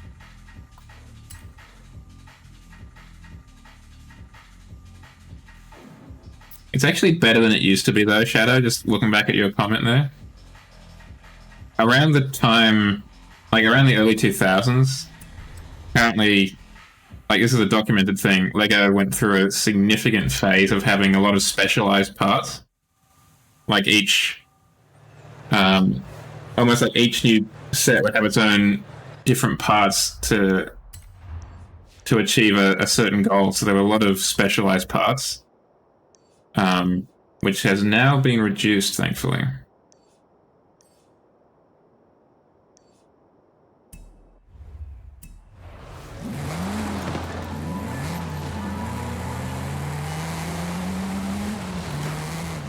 I eventually lost interest and went more into video games. I think that's where I ended up. Turn sharp right.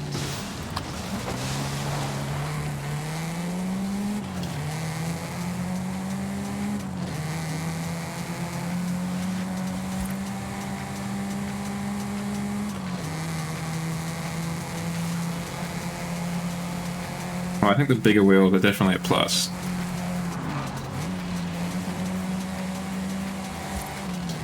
I could also see this being a track weapon as well, with the right suspension and what have you. Either in-game or in real life.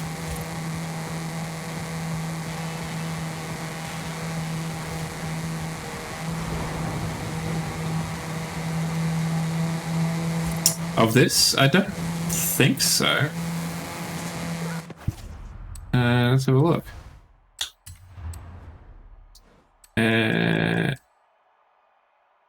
Oh, what's the make a car? Exomotive. Oh, maybe I have actually. Yes, I have.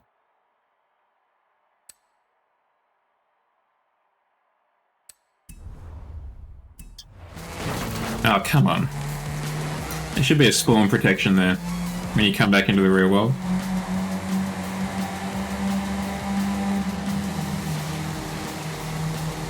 It does have a real kind of catering vibe to it.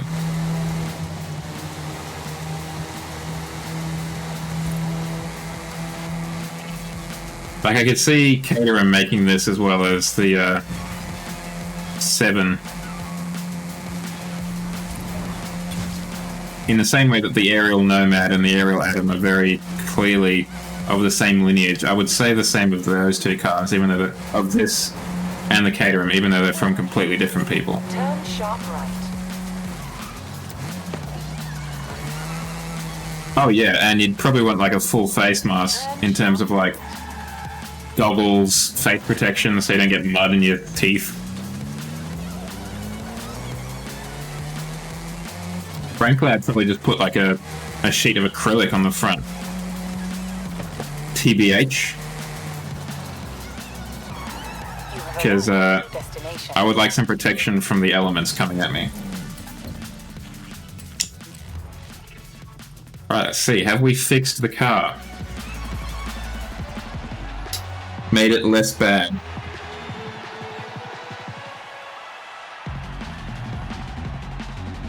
I do like the front of the car as well. It's interesting that it doesn't have any headlights on it, and all the headlights are more around the cabin area. Yeah, just put some cling film on it on the windshield.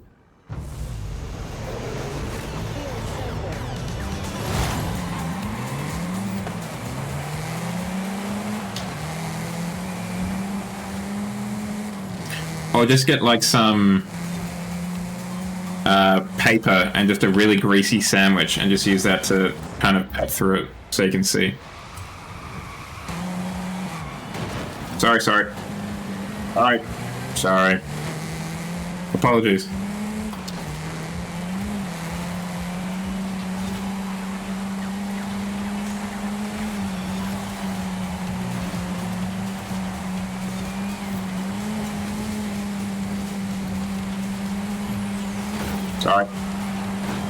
Sorry.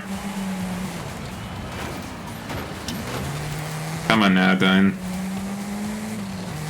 Yeah, right? Though I should probably have some eye protection. If for no other reason, just the wind in my eyes at 160 k's is probably not going to be great to see where I'm going. Outside of all the dust and everything else that's going in my face.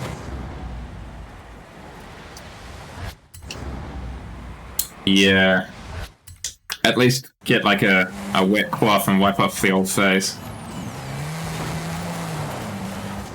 We are not taking this corner in any way well.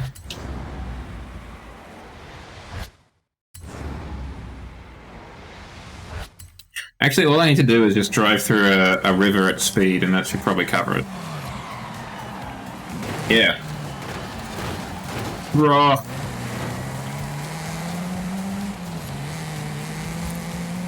Brother, let me pass, brother.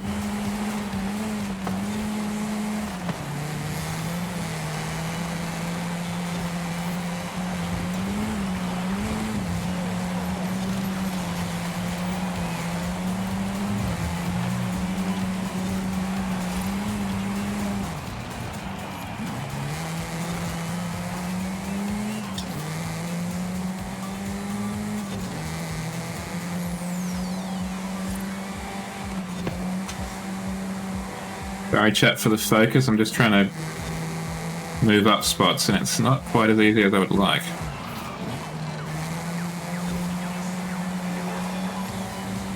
Are these like the unlimited buggies? Yeah, I'd probably say so. They're definitely better off the road rather than this kind of mix of both.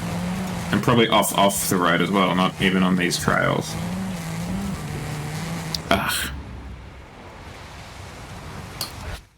We got a lot more grip than I thought we would. We got a lot less than I thought we would there.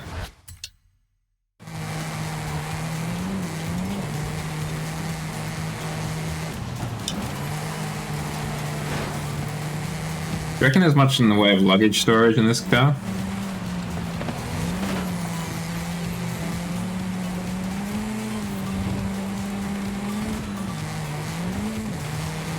Like, do you reckon I could use it for a weekend away?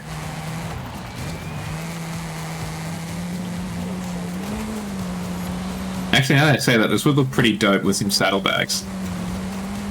On the, what I'm assuming is a fuel tank at the back there.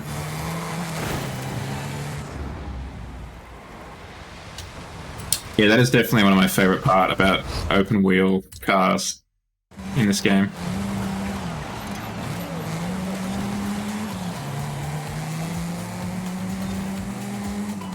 Get rid of those space box things on the roof rack. Strap it to the roll cage. Do like they do on the R8 in this game and have it between the roof and the spoiler behind. I might actually restart this one, chat.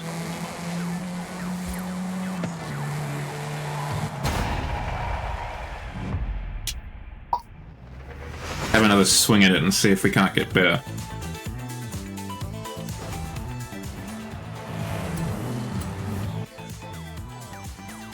Because we came third last time, we've got to start coming third.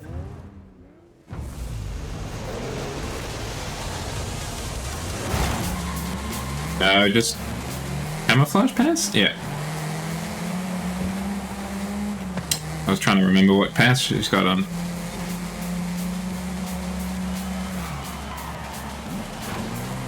Bruv.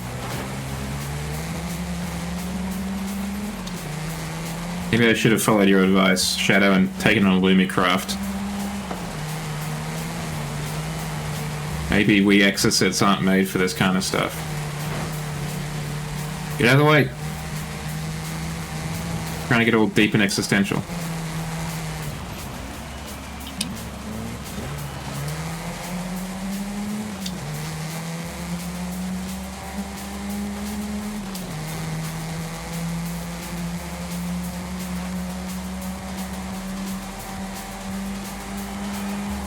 That's maybe a little bit much horsepower.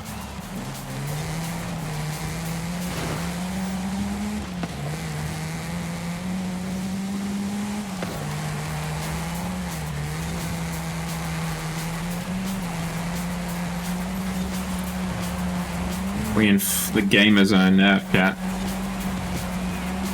Trying to focus up a storm.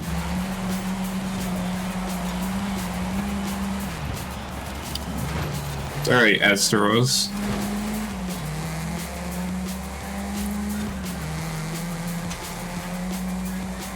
It's a lot of horsepower.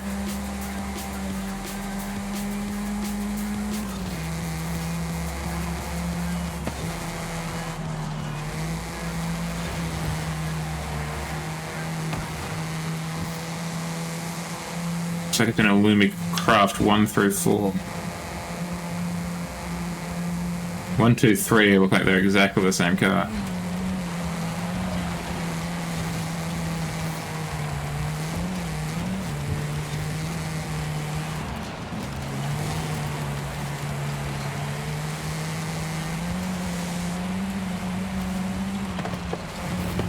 Excuse me.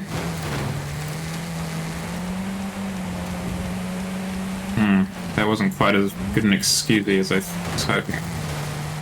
Let's try and get the flags there, Joe. That would be helpful in terms of victory.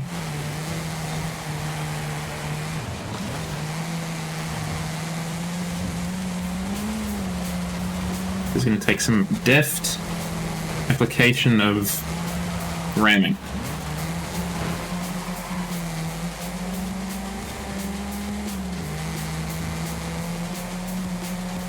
Yeah, I think that's the other reason I like this car, because it is a lot lower than the Lumicraft ones, which are quite tall.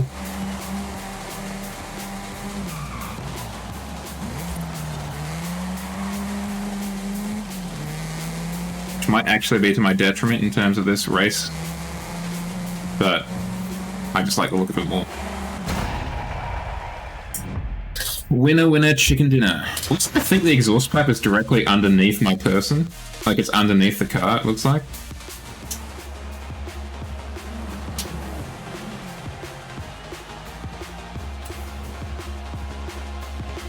Kesa coming first. Kesa, well, friend of the channel. We must destroy you, Kesa. My apologies.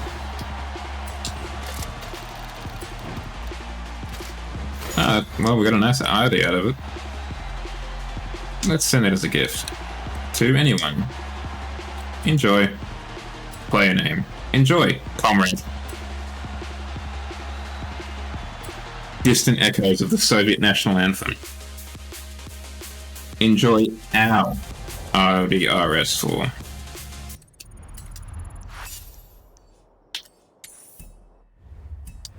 Turn around when it is safe to do so. Come on, you can make it around the corner.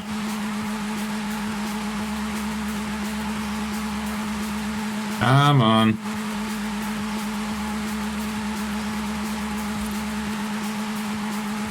And the clear.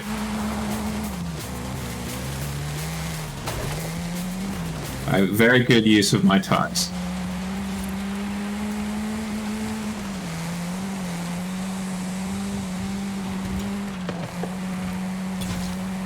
It is really majestic just watching the wheels go up and down. In 400 meters, turn left.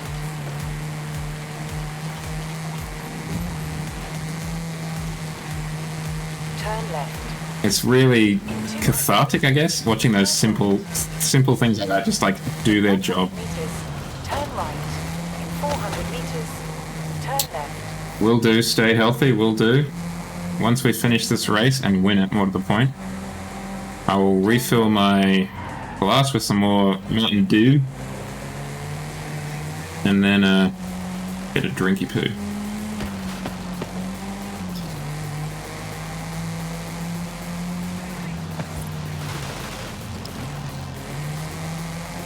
In 400 meters. Turn right. The Lumicrafts. Ah. That's astonishingly cheap. Turn right. Are they kit cars? You have arrived at your destination. Oh, the Exocet. Are they kit cars?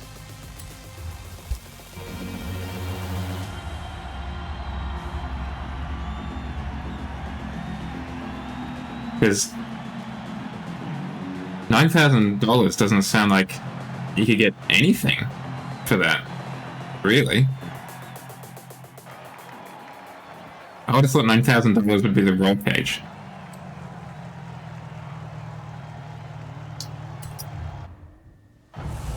Maybe it just shows how much inflation has wrecked the Australian economy, but yeah, that wouldn't go too far, I don't think, down here. Huh. Do you have to provide your own MX-5 drivetrain?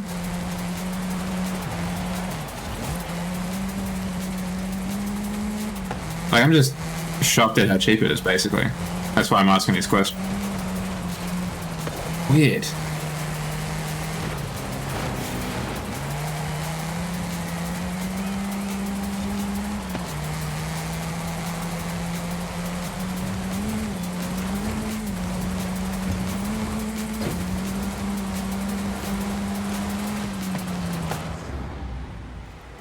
Yeah, what the hell is a tube gusseted halo? Is it just the roll cage? Like, are they using halo in the sense of safety thing from F1? So the roll cage is a tube gusseted halo?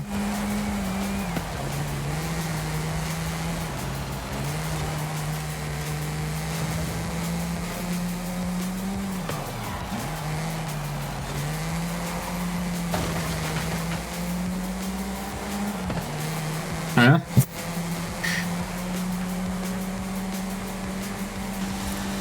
I mean, I guess the tube does go across the front. Maybe that's it.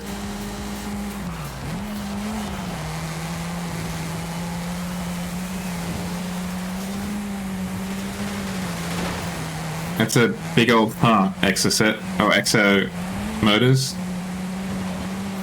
Big old from me.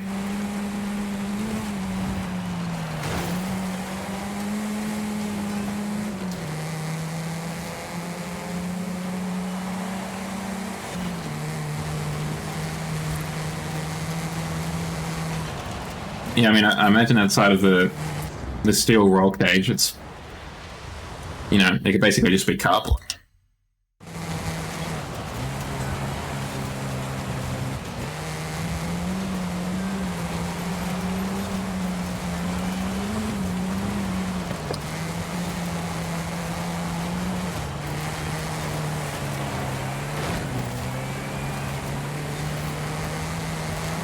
Oh, yeah. Or, like mud runners, like a more serious off-road simulation. Mud runners or snow runners, it would be, I imagine, or could be, a lot of fun there too. But I don't even know why you'd own one, to be honest. It seems like an incredibly specific use case.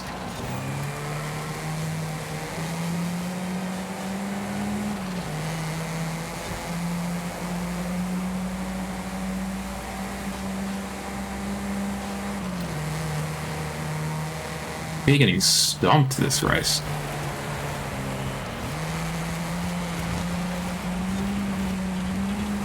Yeah, I mean, but I can't think of a use outside of those ones. Outside of a very kind of race-oriented, I don't think any of these buggies have a civilian application. for lack of a better term. No. I mean, if you're doing it on your own, I guess you could put your shopping in the second seat. Or just tie it from the roof so it hangs into the cabin, if you can so call it.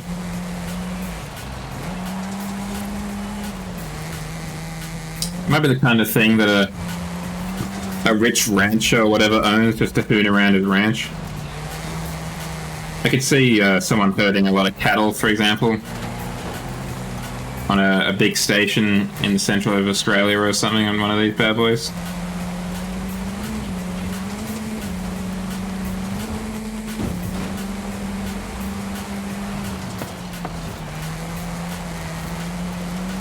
I mean, I guess it is helped a lot by the fact that it's astonishingly cheap.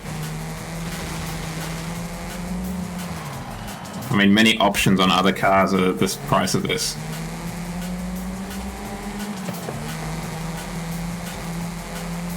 I mean, you could probably drive it up the stairs as well, given the light weight and the good springs this bad boy has.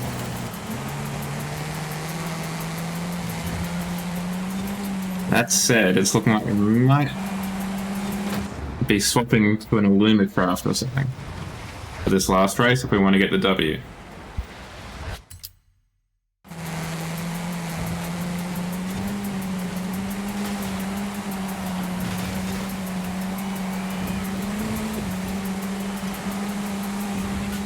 Coming through.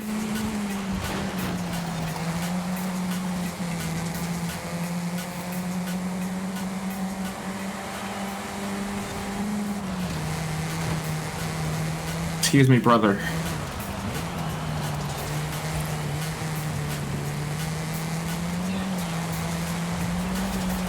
Yeah, there's a pretty good chance that we might be moving on to one of those to try and get the W on this one. Thank you for the recommendations, though. That'll be helpful in picking the one to go for.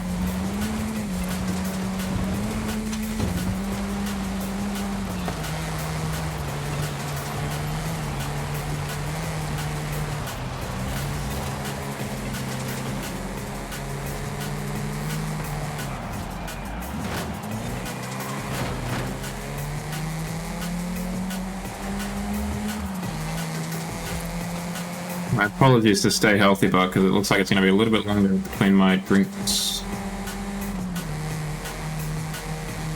I don't mean in the cool sense either.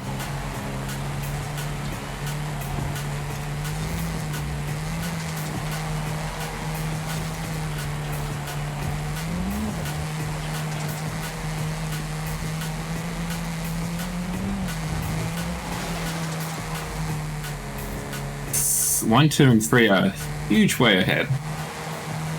And right next to each other as well.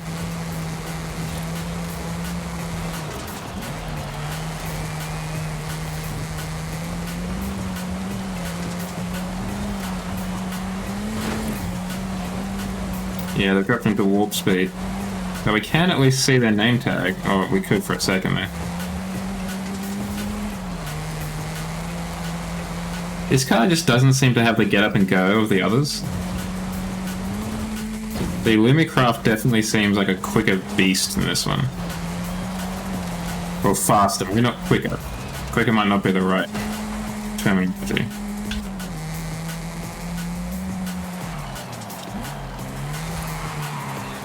Let's have a look. At 190 kilowatts, let's say. We might be being a bit generous there.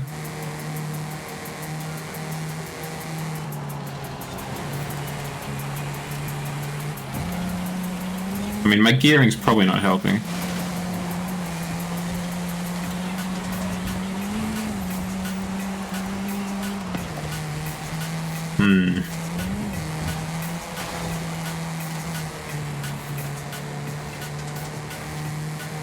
Okay, so we're doing this one again. We'll have to restart it and then quit it, I think.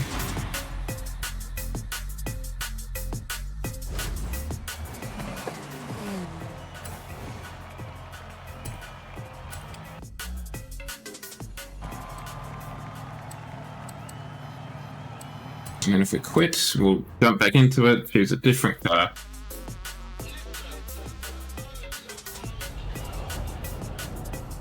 It might be one of those cars that really comes to life in like A-Class, because we weren't able to accommodate any kind of engine upgrades in B-Class.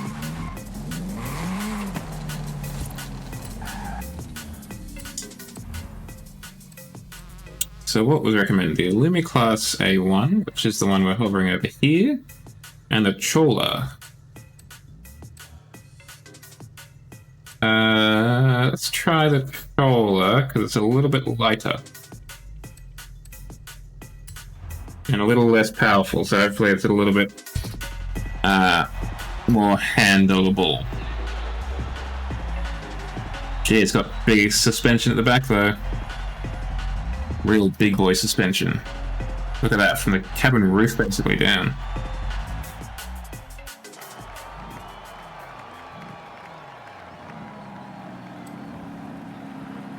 This is how you know you're in a proper buggy, when you've got like a special...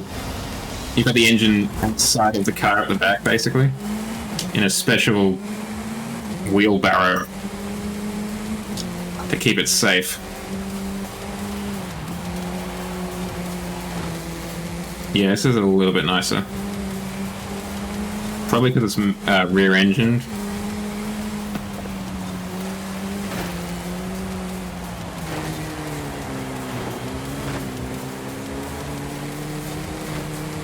I only just noticed that I'm paying attention to it. I've got the indicator in the middle of two brake lights. When I first saw it, just as I was driving past in the exit set, I was like, oh yeah, that's an indicator. You got some indicators and a brake light. No, it's the opposite. You got some brake lights and an indicator.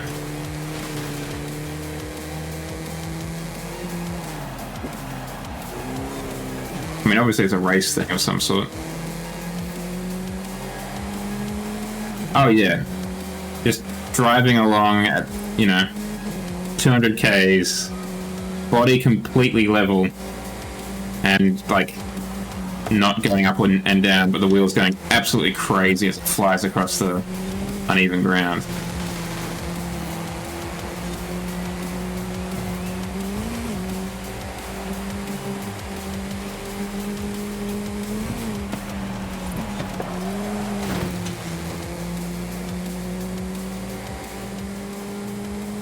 Did you guys ever play the MX versus ATV game, speaking of which? I feel like this kind of vehicle made an appearance in that game. I really only played the more recent ones, like from the Xbox 360 era. I think it was the last time I played one on the PSP. But I remember having a lot of fun with them.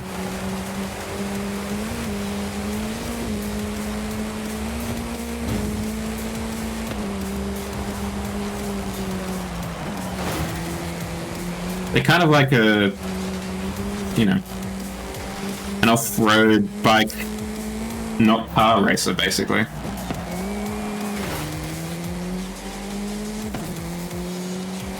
If it's got a motor and it isn't a car or a truck, it's probably in the game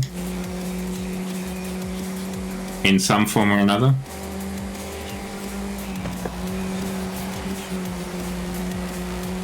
I can't remember if you could on the PSP, but at least in some versions you could, like, if you're on the dirt bike or whatever, do tricks or whatever when you're in the air and stuff like that.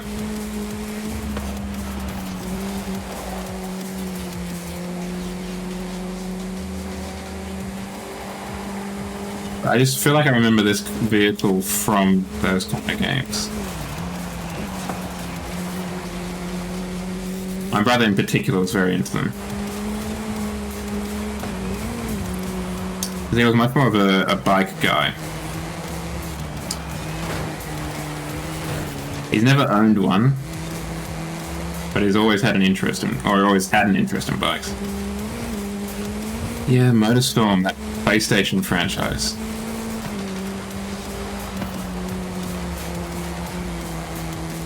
I must confess, I have been eyeing off several consoles on like Facebook Marketplace.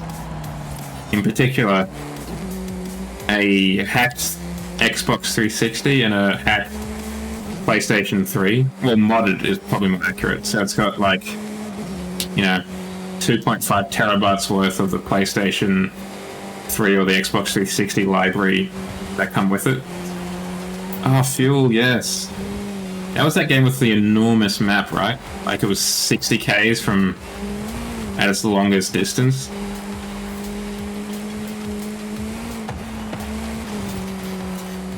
I distinctly remember Achievement Hunter doing a race across that. I don't know why. Well, I remember it. I'm sure they had a reason for doing the race. Well, good enough.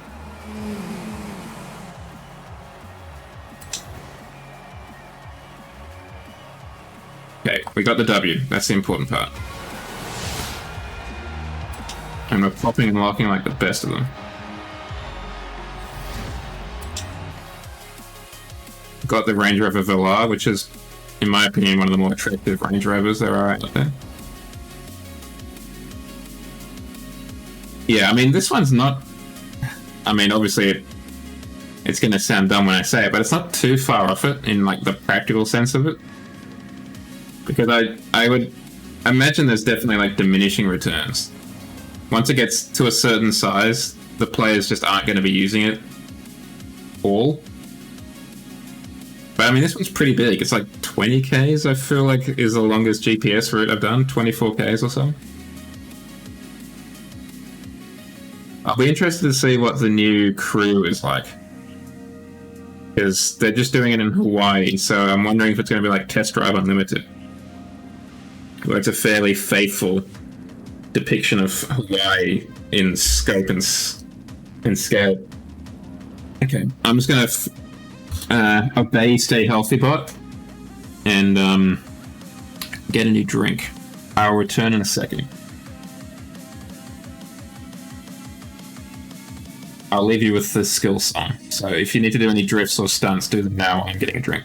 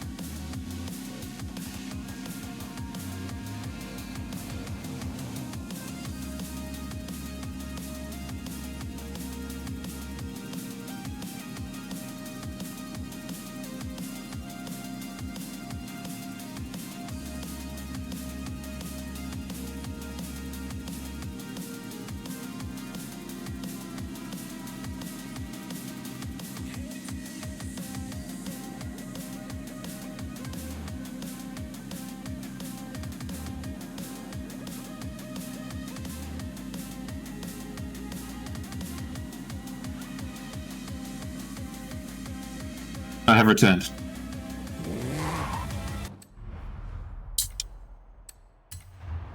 And we got the Hummer. EV truck. I think that's the other annoying thing, in my opinion, about the Hummer. It's a truck. Or it claims to be a truck. Just own the fact that you're an SUV company. Now hold on a second. Didn't I just unlock you?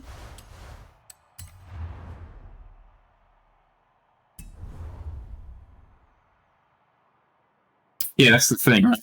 So there's only so much use in making it bigger. Okay, where is it then? My EV, is that the name of the corporation?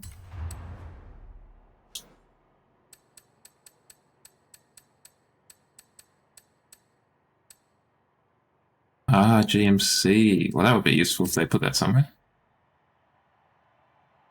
4.1 metric tons. Gracious me.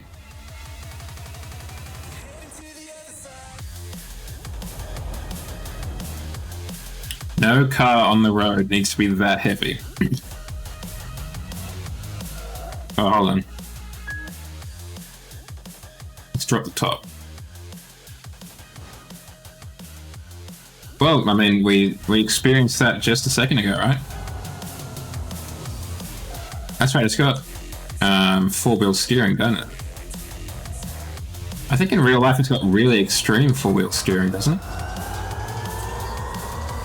Like, it can almost do a crab thing.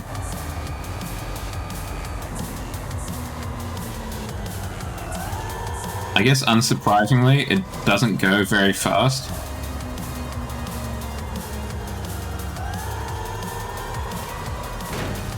Still, 765 kilowatts is a hell of a lot.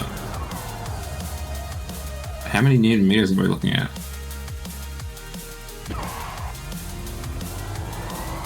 1200? Less than I thought it would be.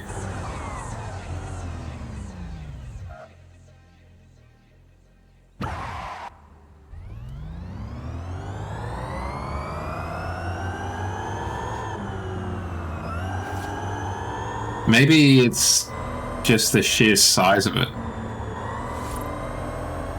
They figured, well, it's as big as a Hummer. Come on, buddy. You can do it.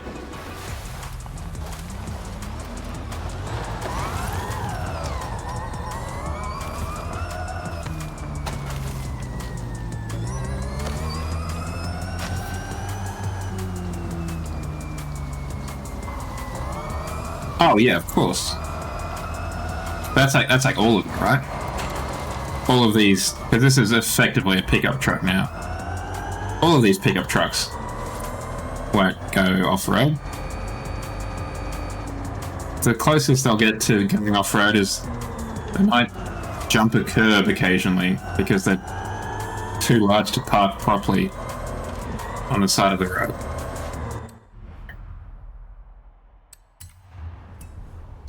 Where's a garage?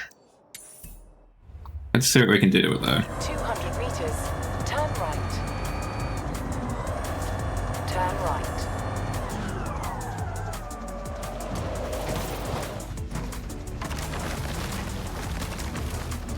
I mean, there are a not insubstantial amount of roads that this car could not drive down in Australia because they're rated for like 3 tons and under. I mean, the Dodge Ram can't drive down a lot of them too, for the same reason. In 400 meters. Turn sharp left. Well, it's got the same top speed as the Hummer H1. Give or take. I will say it gets there a lot faster.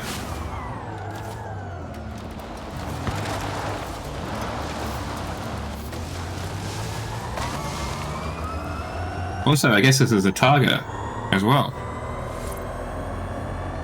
In 400 meters. Turn right.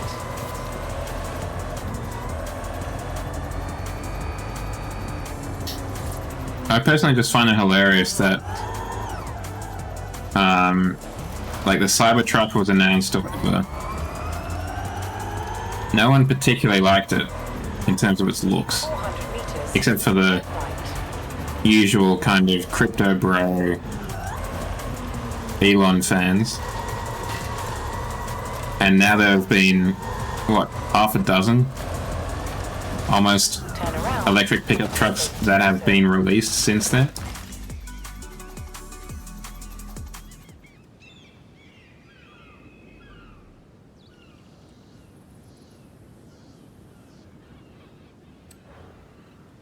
Hey, what can we do to you?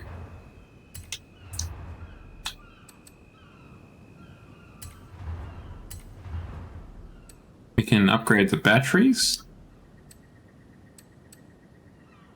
So we could give it 1,000 kilowatts and 1,600 newton meters of torque.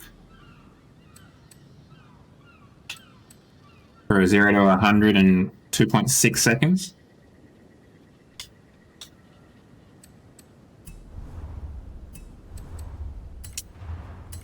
Now we can convert the motor. So it's 1,423.60 newton meters of torque. 2.4.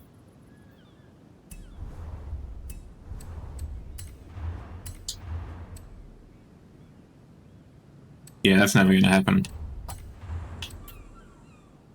Roof racks wouldn't go astray though. I don't mind that either. But I think the roof racks is probably most practical.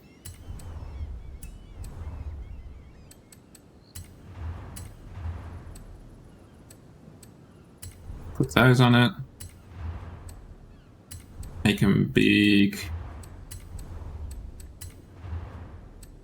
Make them big. Big tires for a big car.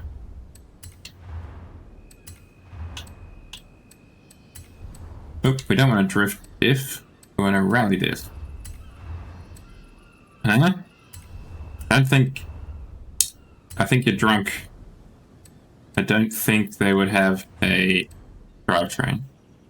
Oh yeah, we'll just casually remove a literal ton from the vehicle. Just a literal ton just came off the vehicle somehow.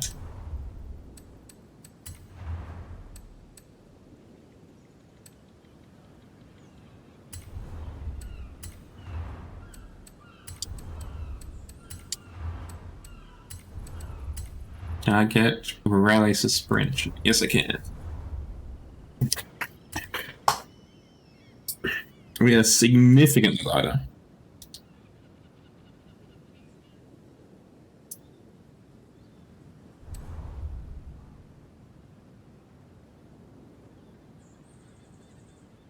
Let's buddy get some presets. Oh, okay. So it just adds that. I don't really think we need to do that.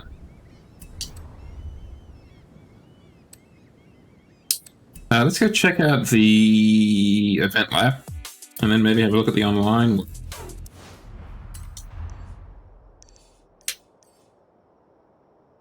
Yeah, I'm pretty sure that's the event lab, but let's just make sure. Yep. Let's put the roof back on. In 200 meters, turn left. Turn left.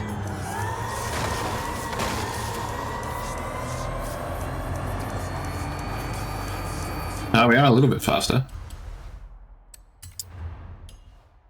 Oh, interesting. I didn't realize you could do this on an electric car. I haven't really had a look at the tuning of an electric car. I didn't realize you could play around with it so much. Or at least I forgot. No, there wasn't a gearbox option, I don't think. At least I didn't see one. Yeah, let's turn that down a touch. Just a little bit.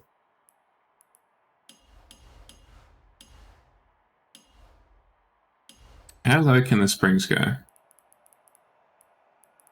It does. It works fantastic with the Jaguar I type. Or Type I, whatever it's called. Out of the way! Turn sharp right. Got an event lab to get to. Turn sharp right.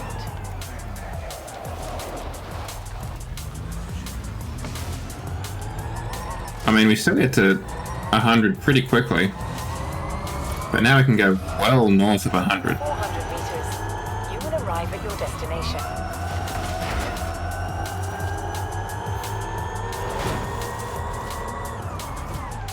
Trouble is, it's not consistently available for electric cars. Yep, that's the track, alright. Buy recommended car?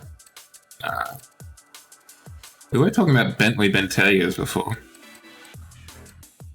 We also were talking about the I-Type, but it's not good off-road tires, and I feel like that might be useful. But let's try the Bentayga out. Let's get a bit of luxury up in here. Bit of class. And let's also wait for the ads, because they're about to start. So I will see you on the other side of them, chat.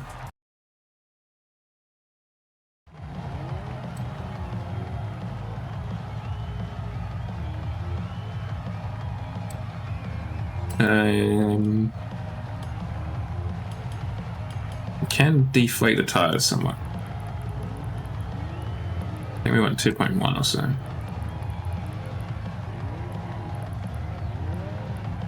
Line up a little bit. And that's all we can do. That's okay. Starting grid. Me. Show gamer card. View creative hub. Attempting to retrieve information about me. I've done not much.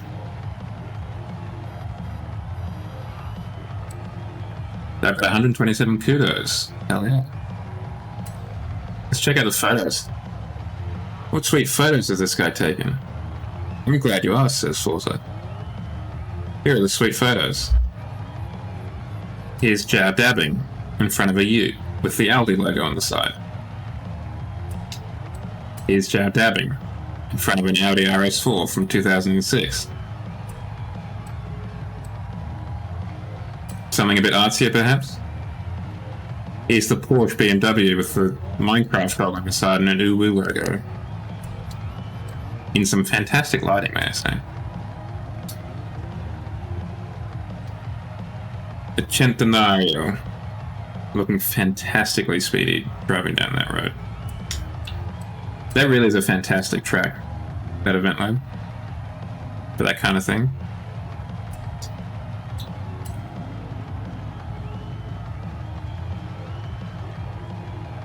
This one didn't work too well. I feel like there's a lot of aliasing, particularly around the wheels. Maybe that's just me.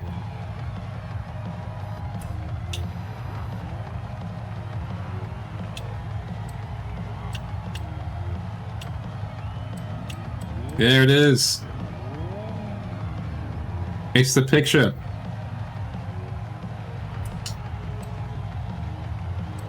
Here's a lovely blown out photo. It actually looks pretty good. But these ones look the best. Forgot about this photo shoot, but I kind of did, and because this was an event lab. Damn, it looks good as hell. Look at that. That's like cover page material. Damn, son. Look at that DB11.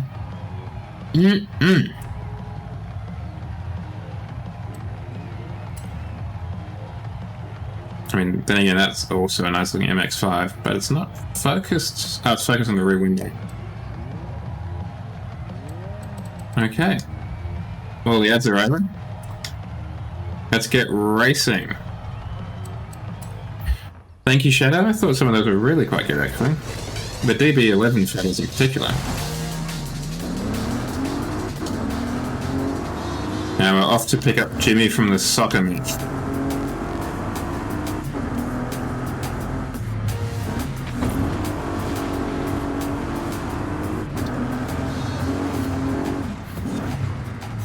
Yeah, they're pretty terrible, huh?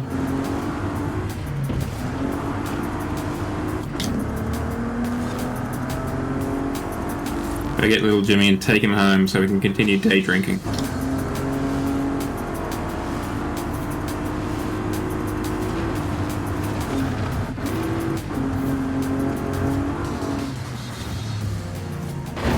I made the mistake. You warned me and I forgot. I forgot immediately. I saw the jump coming and I was like, oh, that's interesting. And it was only when I was in the air that I was like, oh wait, jumps precede corners.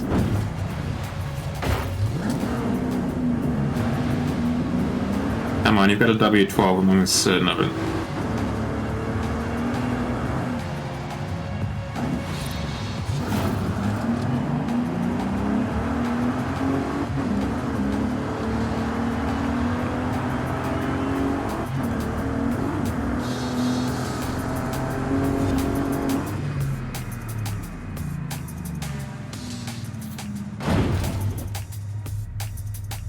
Huh?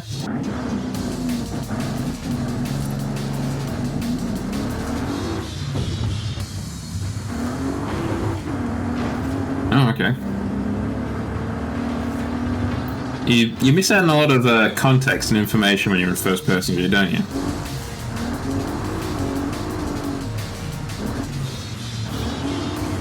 Ah, it turns out that little Jimmy was back home all along.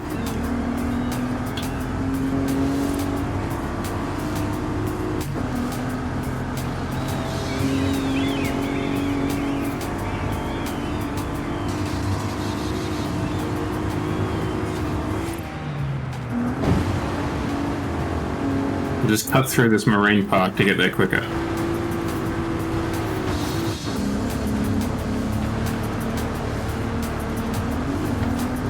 I'm a Bentley driver, so they'll let me through.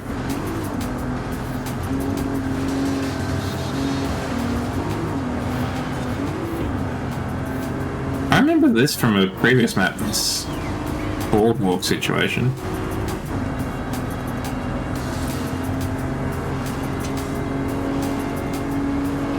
No, I'm very carefully checking the map. Like I'm driving in GTA or whatever. GTA 5 where they don't give you any directions easily.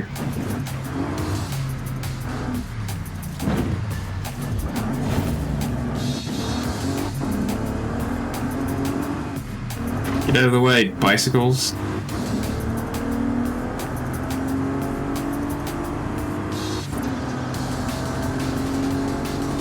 Time to lose track of where we're going.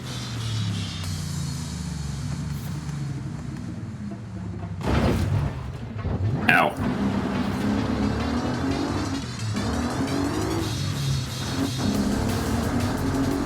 That would have hurt. Oh.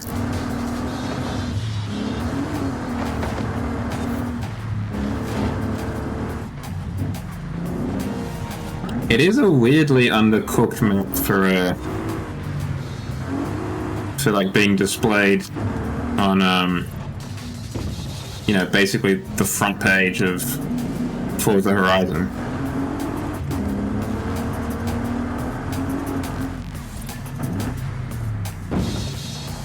Like the actual route is not terrible. It's just this weird jump placement that you were talking about.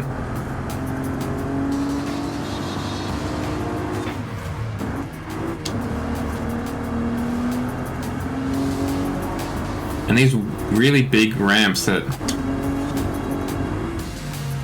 don't do anything except just hurt your character's neck.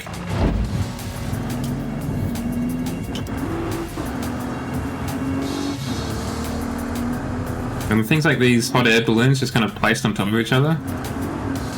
Kind of weird. Almost childlike in their placement. Not to insult the creator.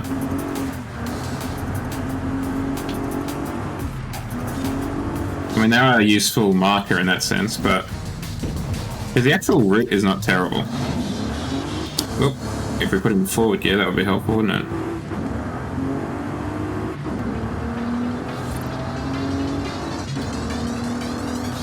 I mean, like that jump placement was perfectly fine.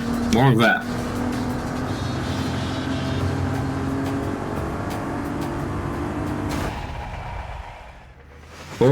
Or you do the jumps, but you also place those brake pads on it as well. So it is, you know, you are able to actually take a corner instead of just jumping into the fence.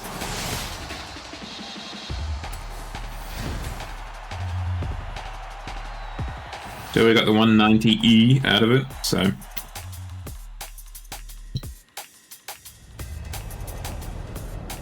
I mean, it feels like a lot of them, some of them, aren't even play tested by playground games before they're added to the old playlist.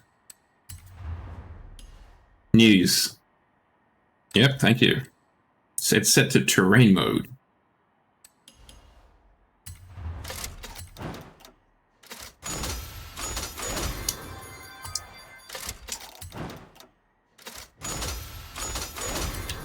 Money, money, money. Dollar bills, y'all. Here comes the money. Okay. Let's jump over to the cars. Do I have a Bentley? I do. Let's take the Bentley GT, the Continental. Let's take that bad boy online.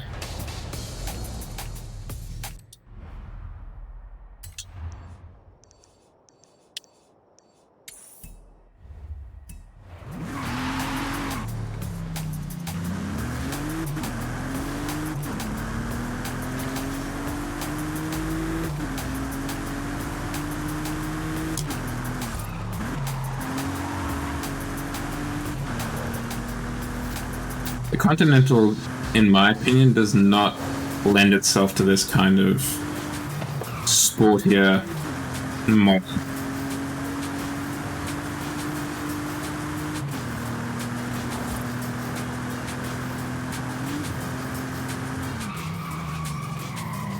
You have arrived at your destination. Yeah, I can see that. I can see it could be very Premier League focused.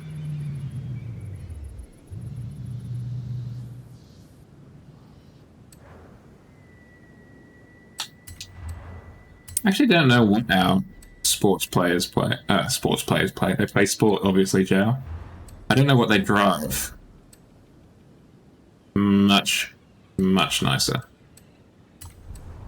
So much cleaner. Oh, look at that.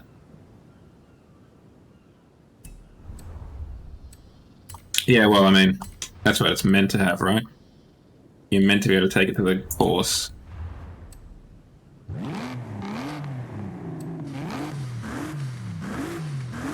Okay, so that's the W12. I don't know what that is, though.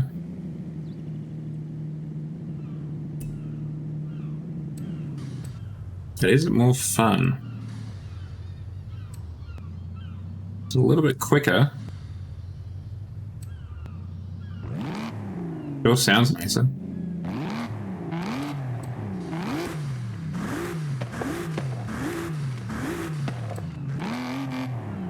Let's try that out then.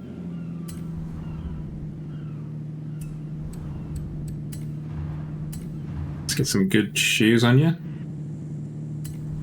Some semi-slicks. Wheels to the edges. The Jag. Like, the current F-Type is a very good looking car, incidentally. The current Jag F-Type. Very nice. Save a casual 500 kilograms of weight.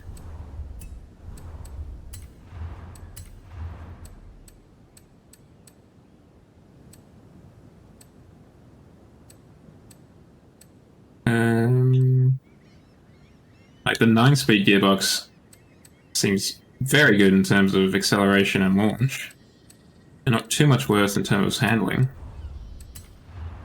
Let's do that then. Race diff.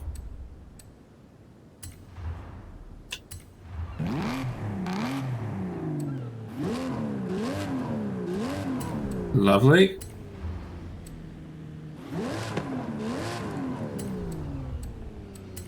Get those valves stiffened up. Get the good race air juice in there. I think that's a pretty good improvement, chat. Ah, TVR speed 12. I was wondering if it was, like, I just didn't even look at the literage, the displacement. I was wondering if it was from the Aston Martin. Now, what car colors do they provide stock? I imagine there's a few. Yeah, I was right. It looks alright like that, but a bit gaudy though. That's kind of what I was looking for. A British racing green.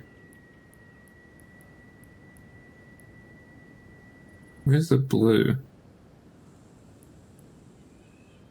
Oh, it's down the middle again. Yeah, the two-tone kind of works for some of them, but also doesn't work for a lot of them.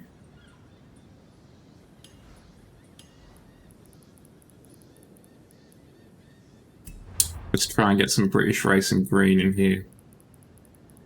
Get some proper class.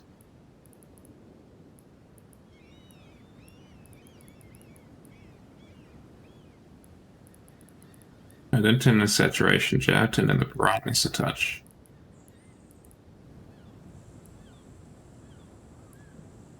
This one's for old bloody. Kind of British racing green adjacent. You can't be painted. How about that, huh? Don't know what we're painting there. Oh, we didn't change our rims. We should change our rims. I mean, it is always interesting to figure out where the engines come from. And it'd be interesting to know why they chose that one as opposed to any of the other V12s. It must be that PVR said you could use it in other cars, right? Because there's got to be a lot of legal stuff they have to go through. Let's go old reliable. It's the single race nut in the middle. Where is it? There we go. Here we are.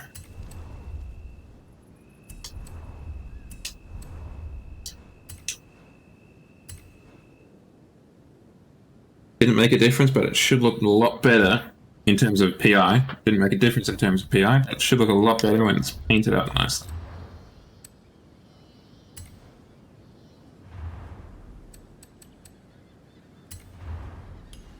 Question is, what color?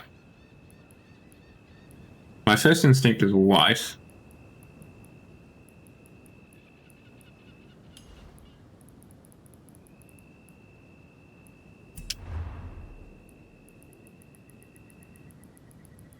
Maybe a kind of like that. A darkish grey. Or a lightish grey, I should say. So it's not super bright, but it's obviously white. Something like that. Got the calipers the right color. Lime green. Oh, we got to tint the windows so the paparazzi can't see in. Obviously. And I think we're done, skis. Now we're just going to get some vinyls on it. Vinny D's. For Vinny Diesel, obviously.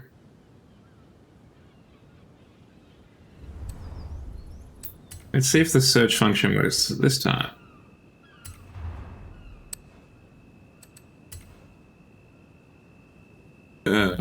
Fast. Fast and the Furious. It doesn't. Well, maybe we won't be adding much.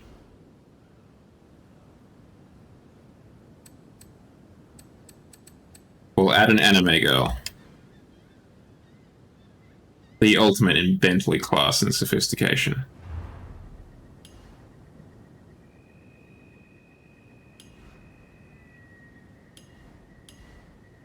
I mean, if that doesn't say Bentley to you, I don't know what does.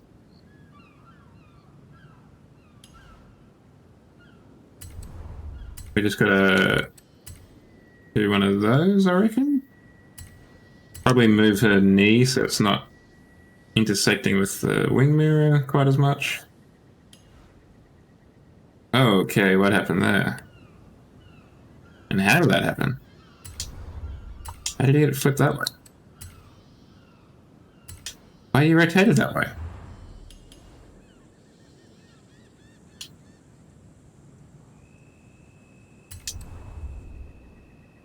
Okay, so we've got the car mascot now. Lovely. Well, this is a protest, if you will.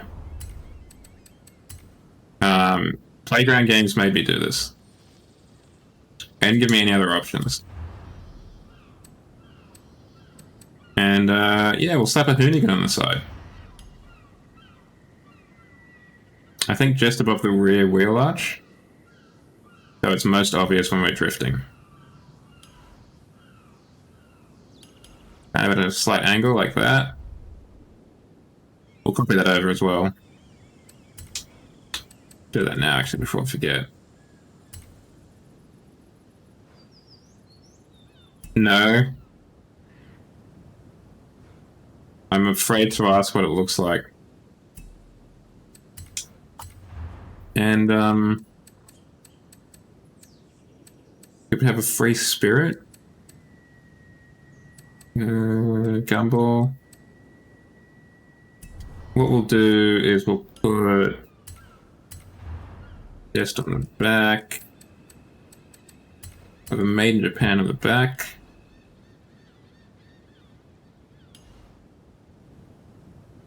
Because nothing says made in Japan like British luxury. And for the bonnet, I think we'll stick to the JDM teddy bear.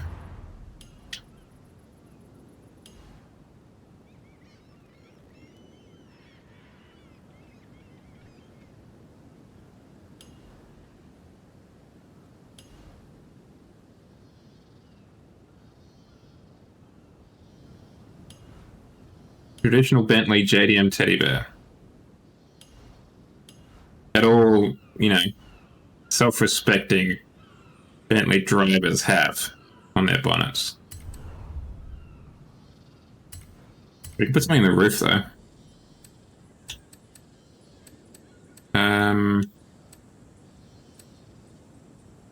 We'll just put some sponsors on the roof.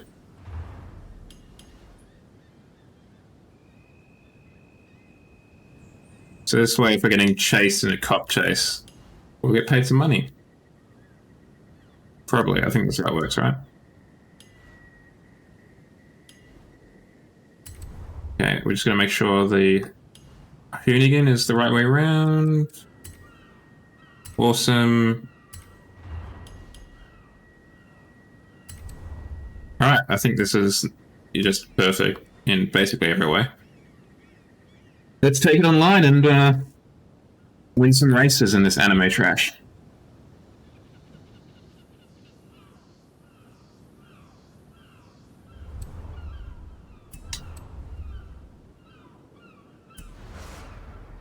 Actually, let's just drive it around quickly to see how she handles.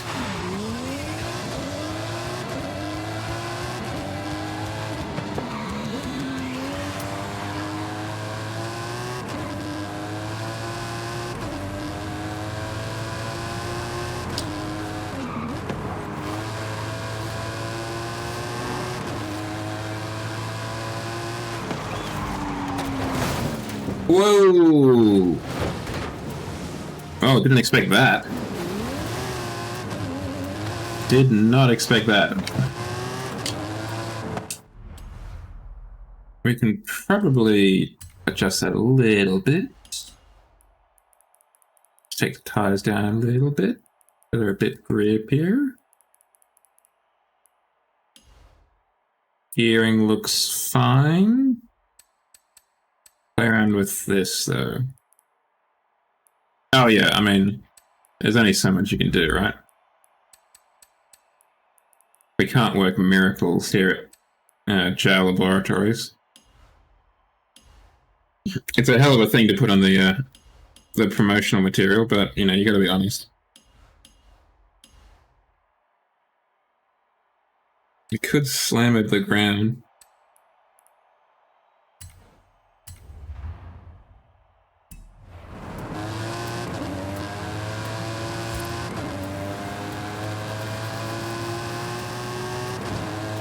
This is a brilliant car. Oh, there's the festival. High festival.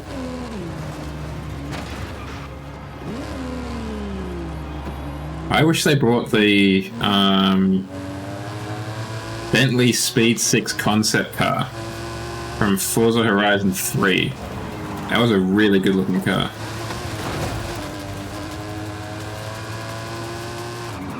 Alright, let's go street racing in this online. Let's show the world the combined power of the British Empire and weebs. We are S1, right?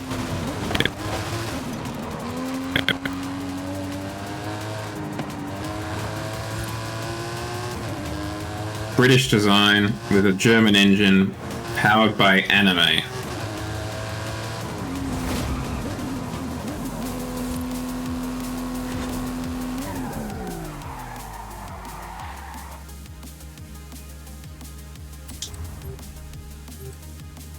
I have the power of Volkswagen and anime on my side.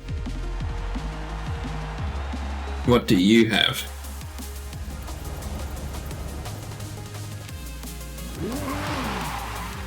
Poor network conditions. I'll give you poor network conditions in a moment if you're not careful, Horizon.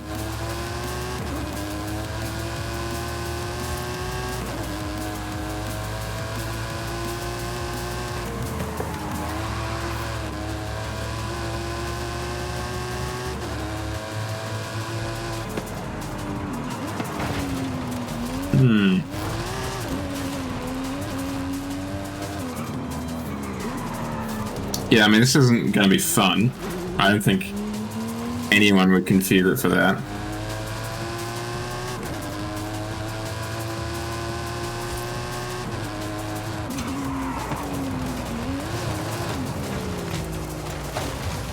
Oh, yeah.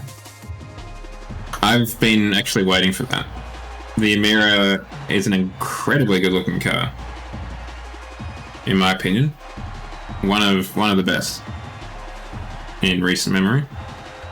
So I'm very pleased it's making an appearance.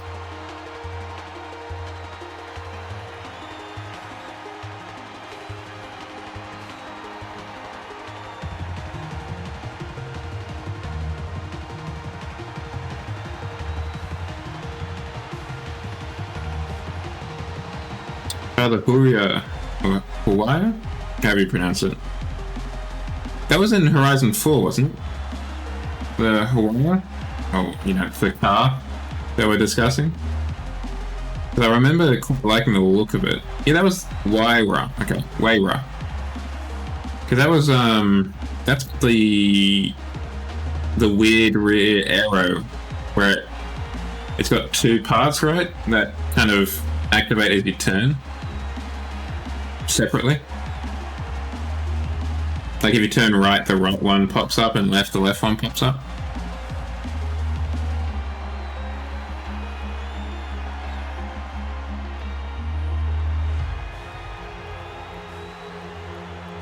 Pagani are cool cars.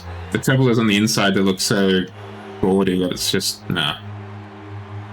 I mean, it's easy for me to say I've got no chance of affording one ever, but I don't think I'd want one anyway. That's right, Pagani. I don't want your car. Stop trying to give one to me. Hey, look! We got a friend! The Pokemon-flavored Noble M400.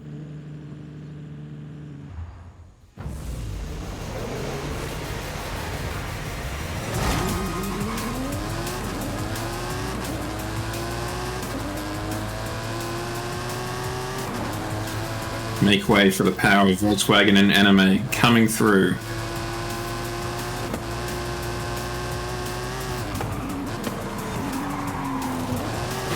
Wow, we are understeering like a turn-of-the-century Audi.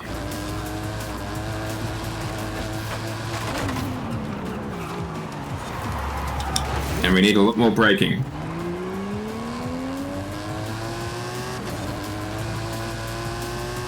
I don't know what's happened to Boxer Rig.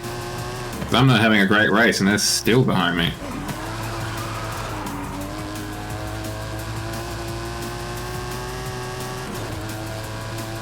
So I think they're losing to the Mosler?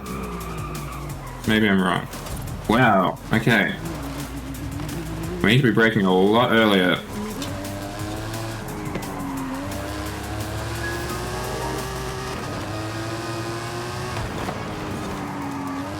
Cousin, we're both English cars, wait for me.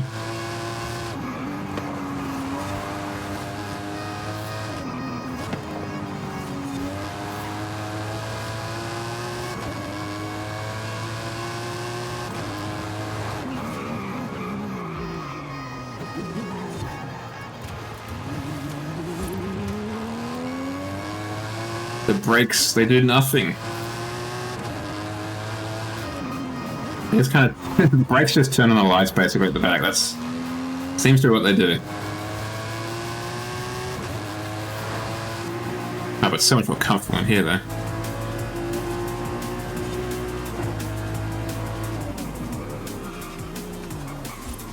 Oopsie daisy, we have a shot. Now we're in 7th gear trying to change cameras and change gears. Rosian. That sounds familiar, but I cannot for the life of me place it.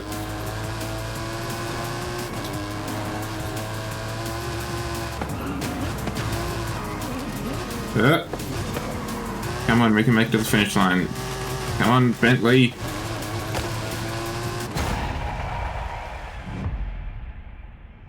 We're just breaking it in. This is a breaking in process.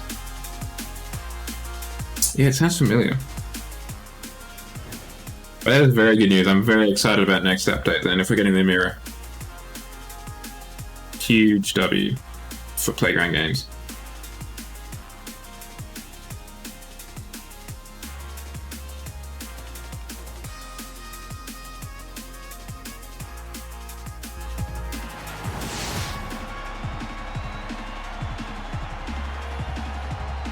All yellow cars, incidentally.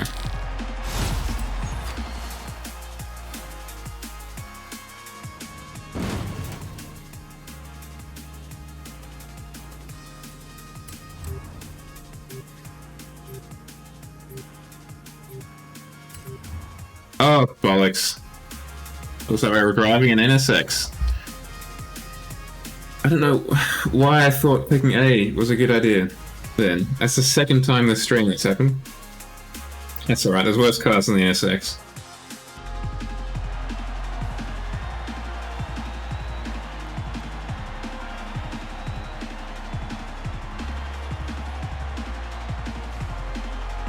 One car I would like to see make an appearance, well, a few actually, from Top Gear.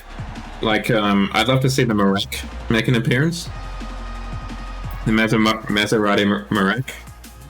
I'd love to see the Weissman, the kind of German Morgan equivalent, make an appearance. I'd like to see more Morgans make an appearance. Like the Morgan Aero 8 or whatever they're up to now. I'd like to see that turn. So it's not just the Morgan three-wheeler.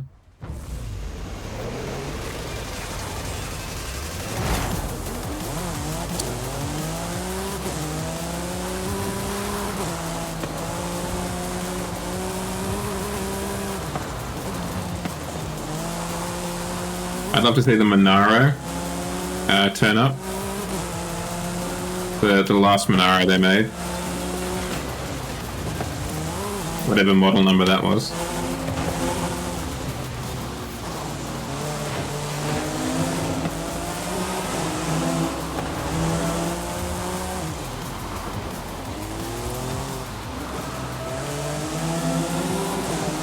I'd like to see the rebooted Volkswagen Beetle turn up.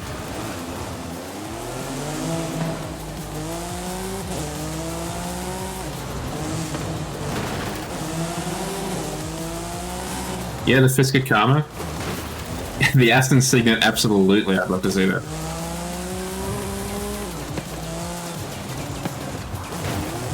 I'd love to see the Signet. And then for them to add in some actual car soccer as well. Which I'm honestly shocked they haven't added it at this point. As like a playground game.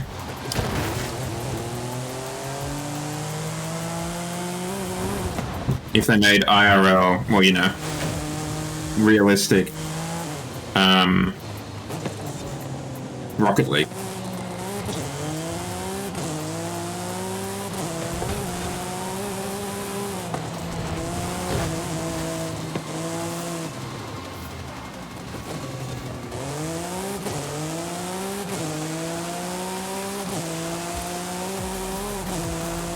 Or the other one would be the Toyota Yaris and Toyota Corolla GR editions. I'd love to see those make an appearance. Suzuki Swift Sport. The BMW 1 Series hatchback, i35 or i4 or 135 or 140.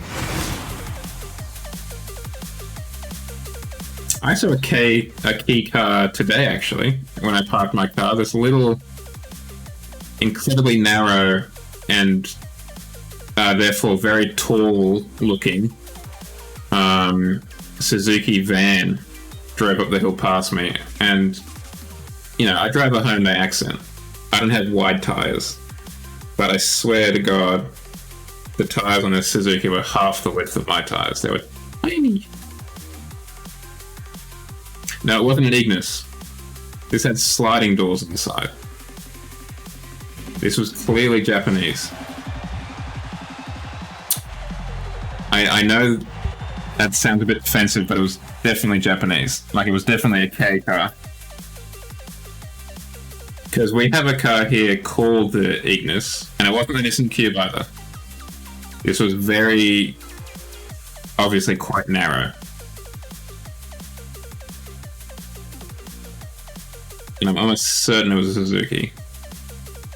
It didn't look proportioned normally. It looked like a car had been squished between two cars.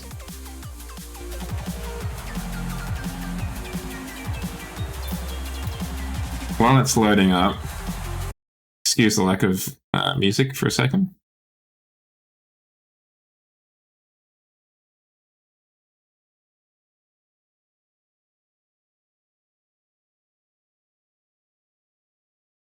Just having a brief there. I think that's kind of it. A Suzuki Spacia, spelt like this, is what I think it is. Just off a quick search on images.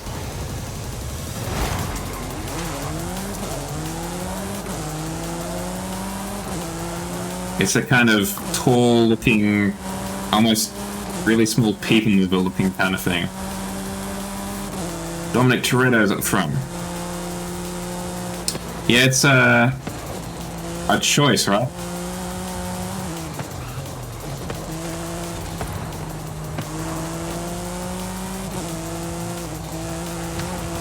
Oh, that's another... I mean, I don't know how plausible it is, but I'd love to see them introduce more French cars.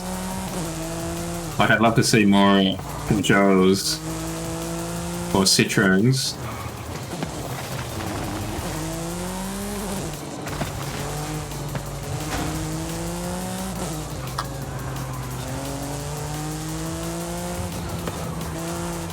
Okay, it turns out that driving the NSX wasn't a terrible decision on our part.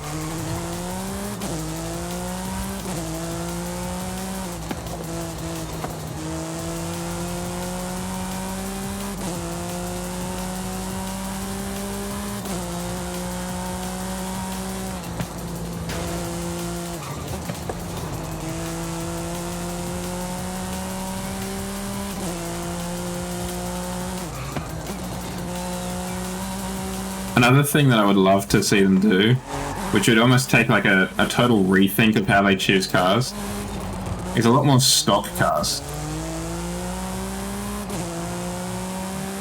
Like, I'm not especially fussed about the Lamborghini Gallardo, STO, Superleggera, whatever.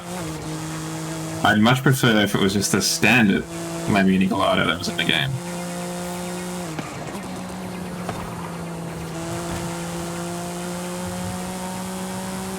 Oh, Rare W.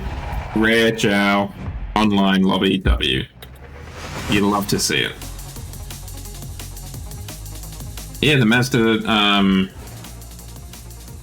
what was it? MPS series, I think it was called down here. Mazda 6 MPS, Mazda 3 MPS from like 2007 or so.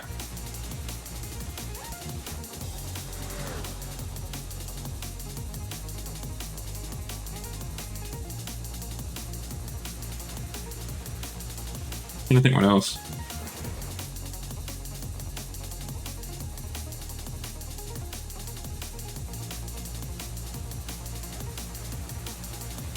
I think the trouble is that Forza Motorsport, unlike say like the Underground Games series is very focused on the top of the line cars, like the Type R's or at a stretch the Type S's, and I don't think the Honda Accords really had any of those, at least not the modern ones.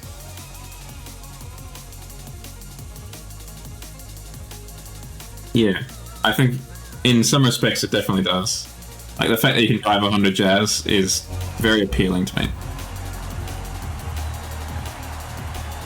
And I do find it quite annoying, particularly on the English map, when I drive past like a Toyota Corolla, and I'd be like, I'd love to drive that car, and like you say, take it from just your standard Toyota Corolla with like a 4-speed auto, and turn it into something that'll just demolish anyone in S1 class. I like that idea much more than getting the Huracan STO or whatever.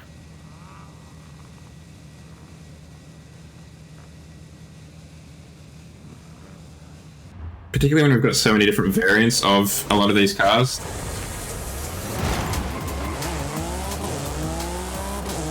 Like, how many Huracans do we have in this game? A lot. There's gotta be like 4 at least. See ya, Camaro.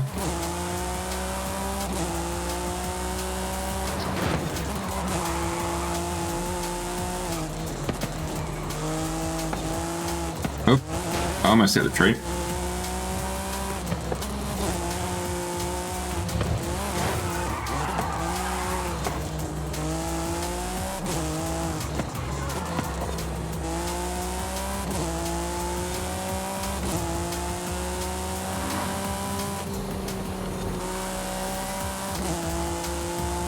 Only 4. It feels like a lot more than that. My apologies, Lamborghini Huracan.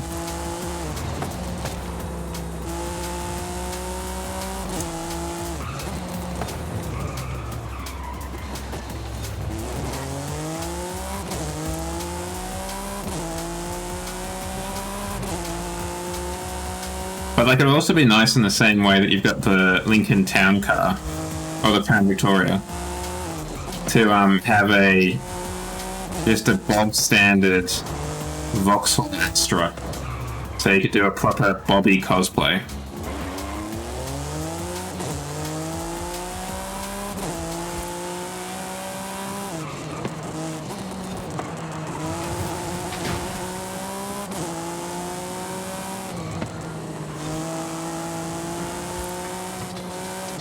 Oh yeah, the C30 or the V40 as well was quite a neat little car too.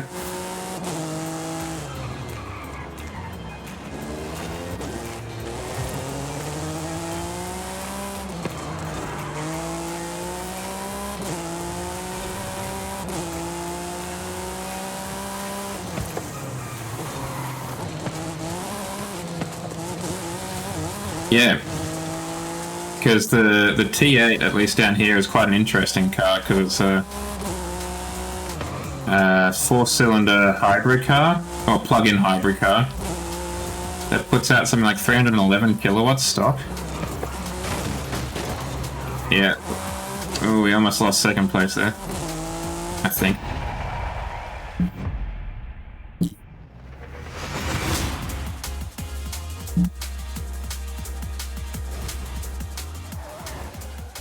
Or even like the Range Rover Evoque. You know, the Velar's smaller brother.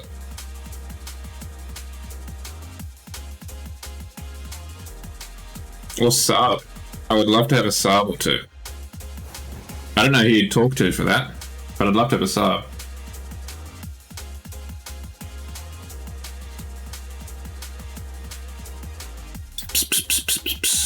Hey, ADF, Def. Yeah, absolutely. I'm well, thank you. How are you? How's your Friday going, or how has it gone, depending where you are in the world? My Friday went quite well overall. The boss was out, so I was able to take it a little bit slower today, which was good because I had a late night last night. Yeah, let's do it again. I've been enjoying this S1. Could take out a Hurricane that we just discussed.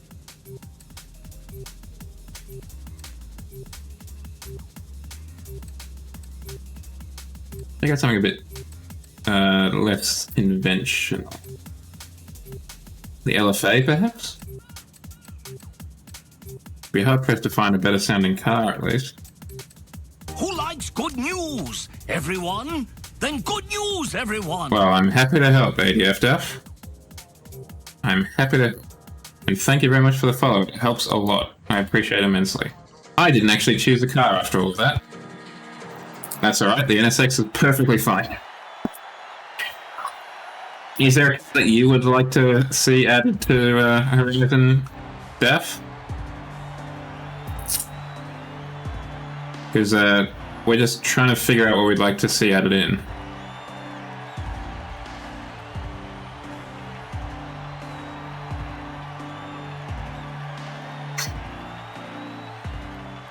Yeah, I mean, you're not wrong. Oh, blimey, Def, I honestly have no clue. I'm gonna say it's not great. I do not enjoy the drift zones, and the drift zones do not enjoy me. Oh wow, we got a full house almost. Okay. Oh, that's the other car. Shadow, I just thought of it. The Ford GT90. I'd like to see that too.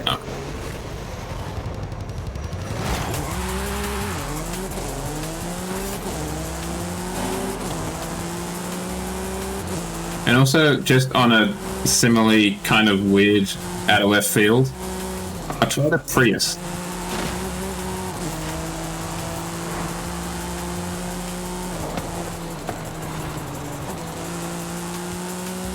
I want to make the ultimate sleeper.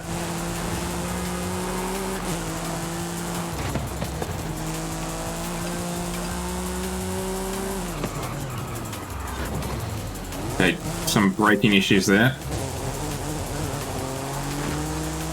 Yeah, Daph, I do not enjoy the drift zones. I just have not had a good time drifting.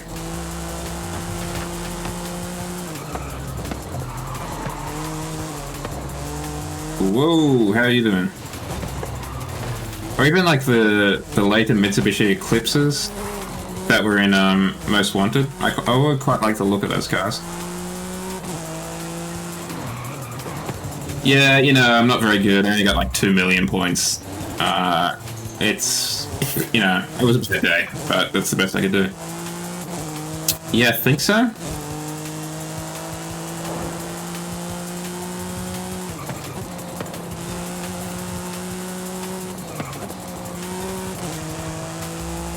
Yeah, I think that's the one I think that's the one. Apparently it wasn't great to drive, but it looked good. You know. We can always fix how it drives. In this game, at least.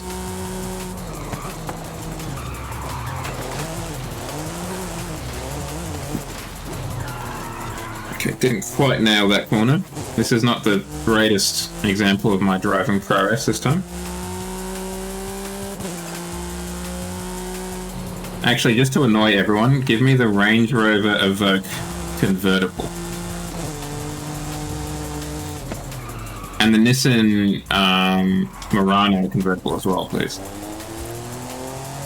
I would like a new category in the garage of crossover convertibles, please. Please and thank you. Playground Games.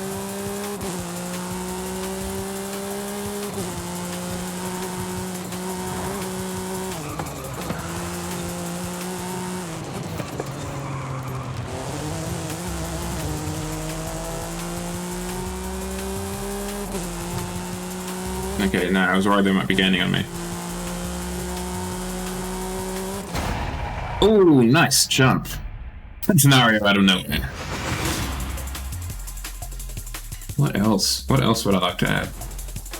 I said the Suzuki Swift Sport. Oh, the Polo. I would love to have that as well. The Polo GTI would be a very nice addition.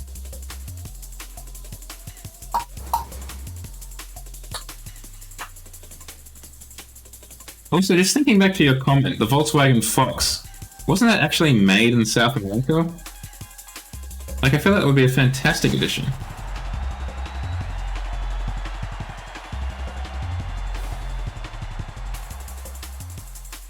Isn't it, was it Brazilian or Mexican? It was one of those.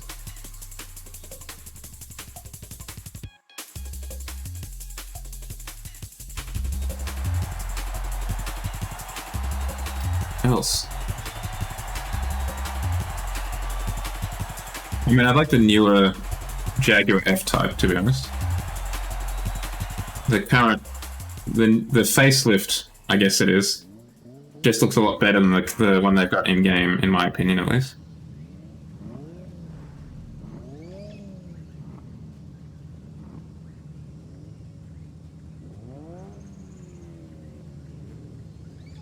The Porsche 928 would be also nice.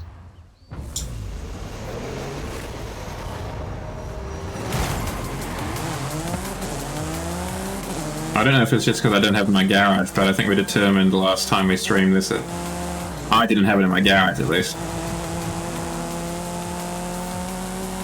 The closest I've got is the Bentley that I'm meant to be driving, but I keep accidentally selecting the NSX, which has an anime waifu on the side of it. Actually, no, I've got a BMW M3 which says Uwu on the side of it. That's about as cringe furry as I get. Sorry. To disappoint with my not cringe, if that's possible. Do you have many furry cringe in your garage, Daff?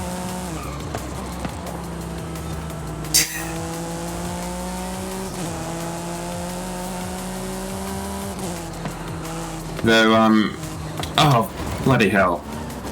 Spun right in front.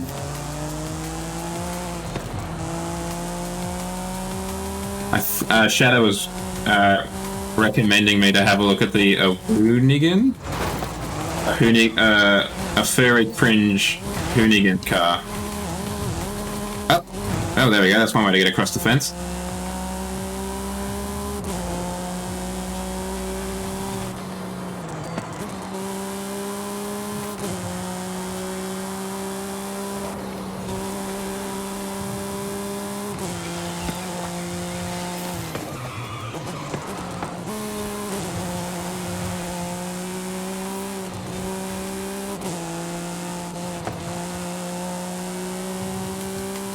What would also be interesting is for them to add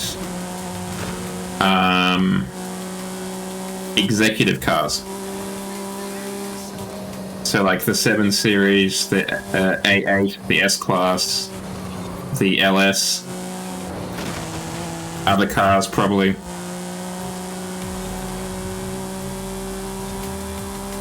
Maybe not tonight, but I mean if you want to, sure, you can dump a screenshot in chat, you can drop a link. Do we have the S63? There you go. Shows how much attention I pay to the garage. But I'd love to have like the S8. That would be nice. Or the 760, I guess it would be.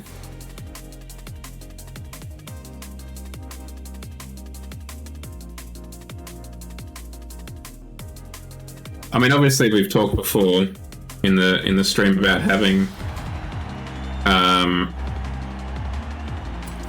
just like Alfa Romeo back and stuff like that. So that goes without saying. But I'm trying to think like of the car magazine that I read when I'm on the Throne chat. And just the back of it, which lists all the cars for sale, and if there's any that I'm thinking I would like to be driving. Actually, yeah, the Hyundai N-Series cars. Where are they? Where's the i30N? Or the i20N? What's up with that? Or the Veloster? No, the Veloster isn't here. Right, where's the N-Series?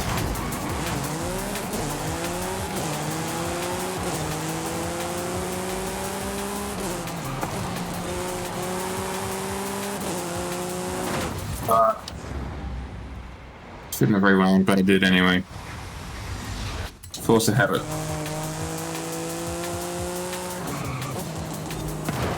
Oh, I just hit it again, that's fine.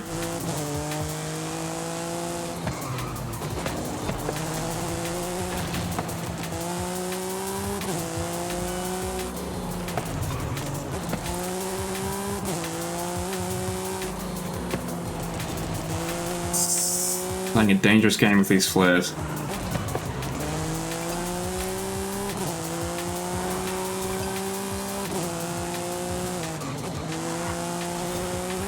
Also, where's the Lexus IS? I mean, obviously the one from 2006 is a tuner's favorite, but just where's the ISF? From like 2014 or so, I think it was. Oh, we'll have a look at that in a second, Daff. Thank you for dropping it in the chat.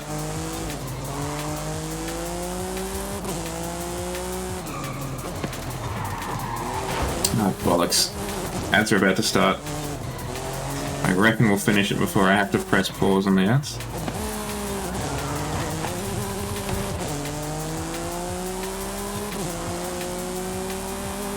Do we have the Suburban in the game?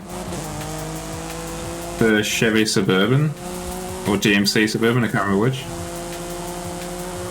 I mean, that seems like a huge oversight. Just from like a cult classic standpoint. It's hard to think of a more famous car than the Chevy Suburban. Which I think actually is the only car with a star on the Walk of Fame, now that I think about it.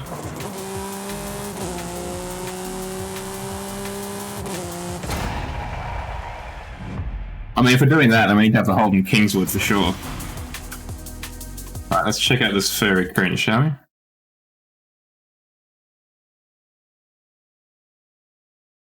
Damn, that's cringe as hell. But also incredibly impressive vinyl work. Like, really impressive.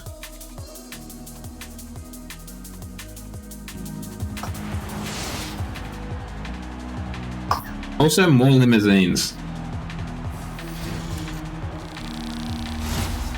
Like, I appreciate the Cadillac limousine.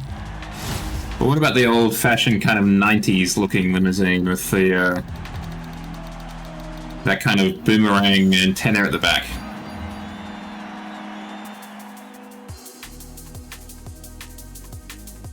What about that? What about JFK's Olympic limousine?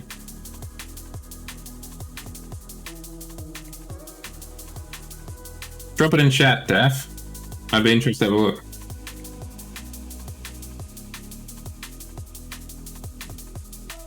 I mean, the one you dropped before was incredibly impressive. Was that one that you did yourself out of curiosity, or was that one that you just kind of put together? I mean, don't feel obliged. I'm probably not going to be going for too much longer. I'd like to try and end stream today, but we'll see. I am enjoying it so far, so I'm not desperate to finish up.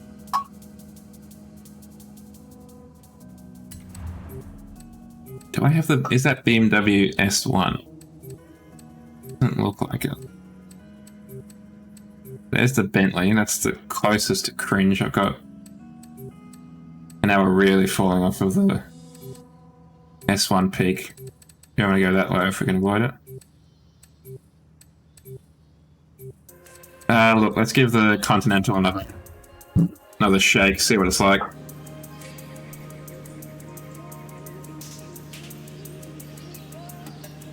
While that happens, I'm actually just going to get that magazine. Hold on.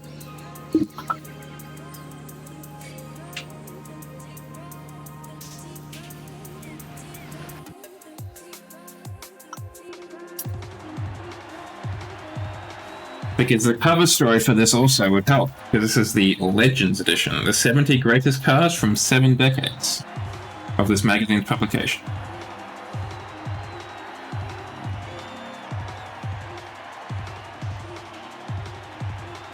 Oh, the ads are starting soon. I completely forgot about that.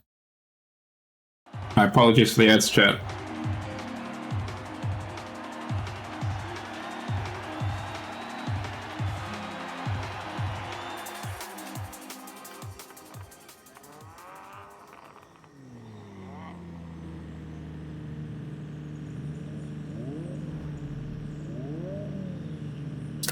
Pretty full house.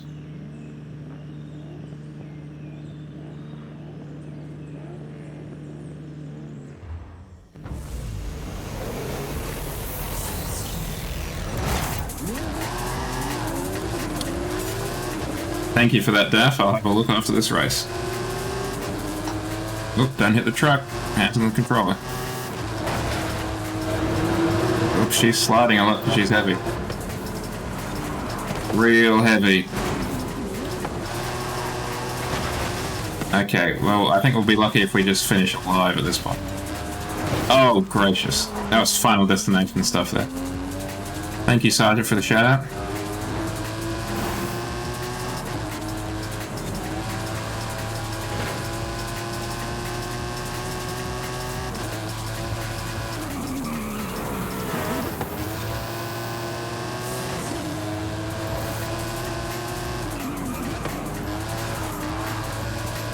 To make liberal use of the brake pedal in this one. She is a lot heavier than the car we were just in. Or at least she feels it. Damn it. Yes, I know, I'm trying to get back to it.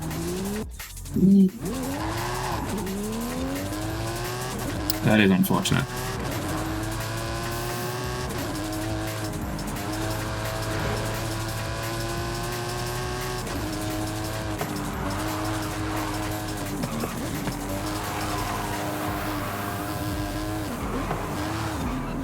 Oh, the 8 Series. That's the car I was thinking of, because that was also in that issue that I was looking at.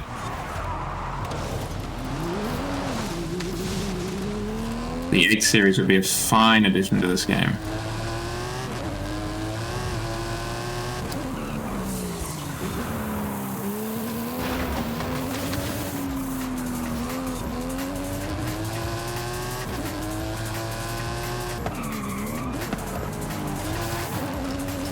The 8 Series Shadow is my next suggestion for the addition to the game. BMW 8 Series.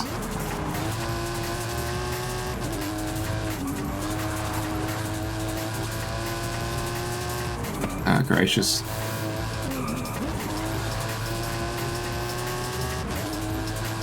Across the line.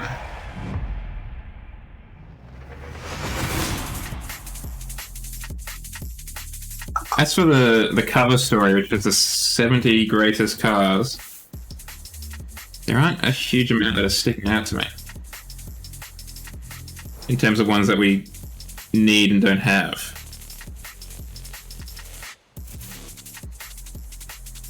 The other one I just thought of when I opened it up is the Kia Stinger. Would be a nice addition to the lineup.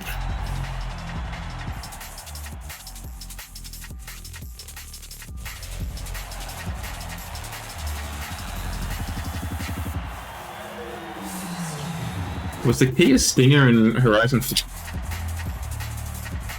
I don't remember it. Or are you talking about the 8 Series? Sorry.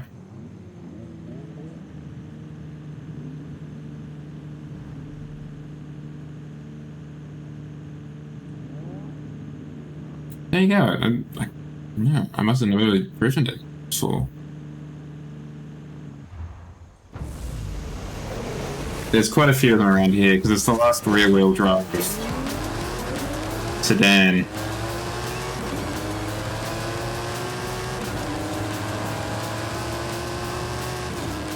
And at least the GT versions can be pretty quick, apparently.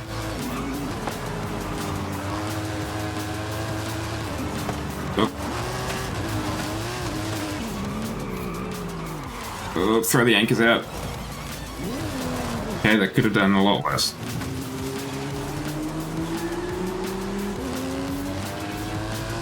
Would have been a lot better if I was in the right gear, though.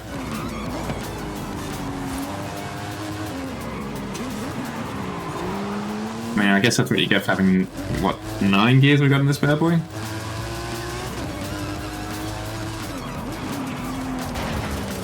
Ow.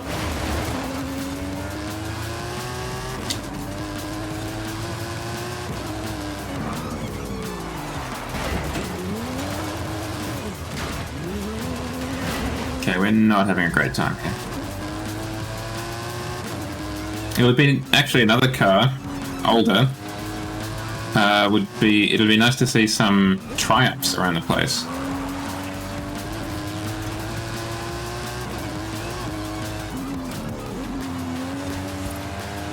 Or even some Saturns.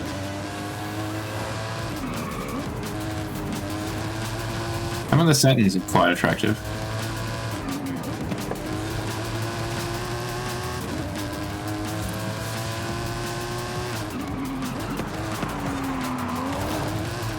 I need to play Forza Horizon 4 because I do not remember these cars. Big brain.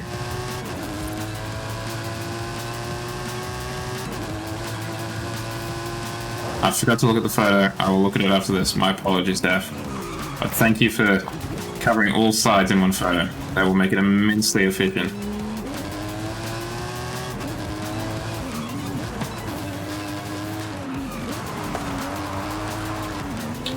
Sure glad I'm not driving a manual. Like, in real life, trying to get through this many gears on that track. Hands would be flying all over the cabin.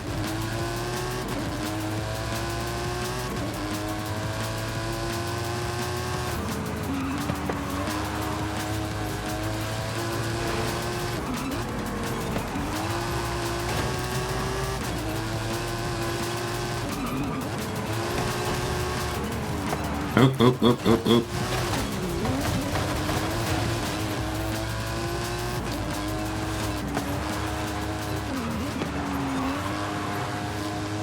Come on, cross the line.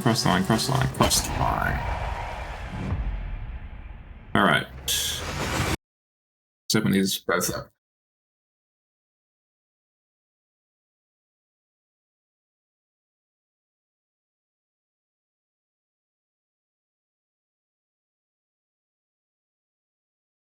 Again, these are some very high quality vinyl we've got going on here.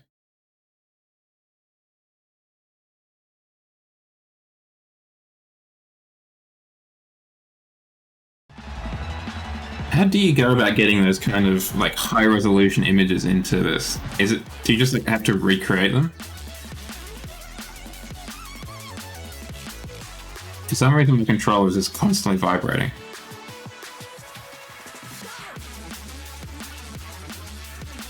Forza paint tool, okay. Have to have a look at that.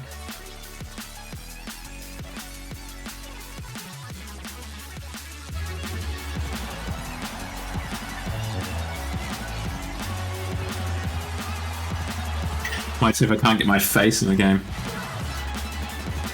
Get propaganda on the side.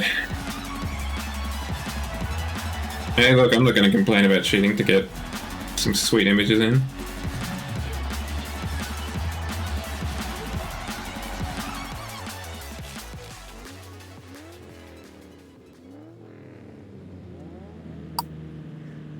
So you just looked them up, did you, for your ones? Def? No, I can see for like logos, yeah, there'd be almost no point in doing it that way.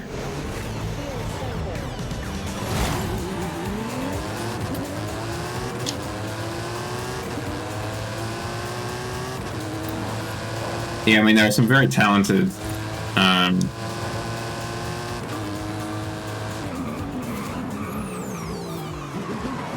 vinyl creators, including the one we have in chat with us, Shadow.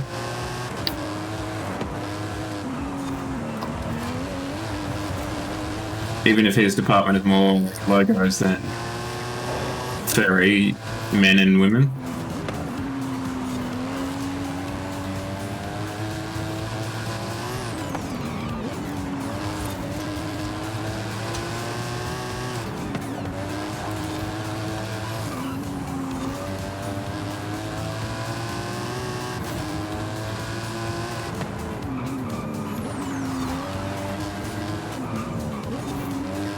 Excuse me. Hey Paul, how you doing? Hey Ford Transit.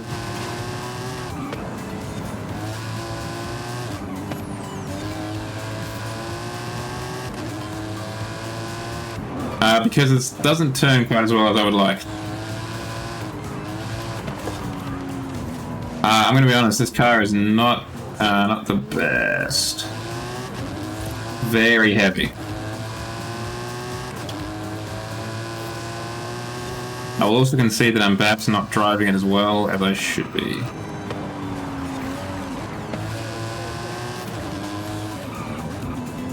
Nah, not especially, because I won't use it for drifting, intentionally at least. As I said before, I'm not particularly good at drifting.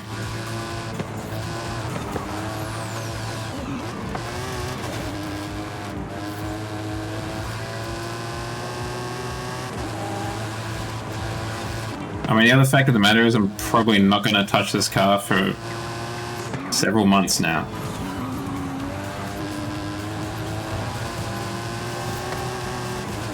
That's alright, I can blame the poor network conditions for that one. That works perfectly, actually. That wasn't my fault, that was the network conditions, guys.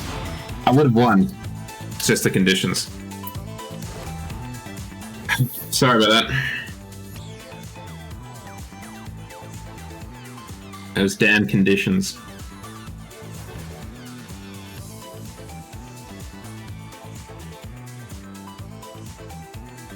Yeah, I'm just that good.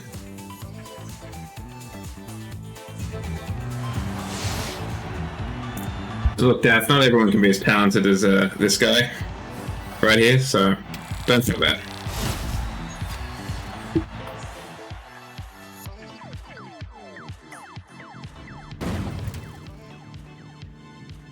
We'll do one more of this.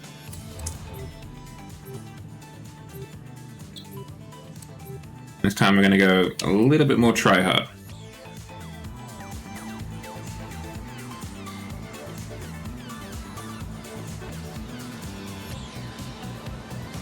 Yeah, it's all down to the quick reactions of the wrist.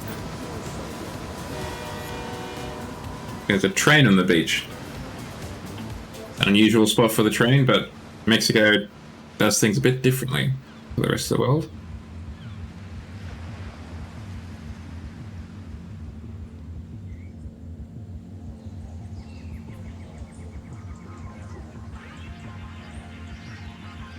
Guess we'll just admire the backgrounds, which are quite pretty. I do like those loading screens, not gonna lie.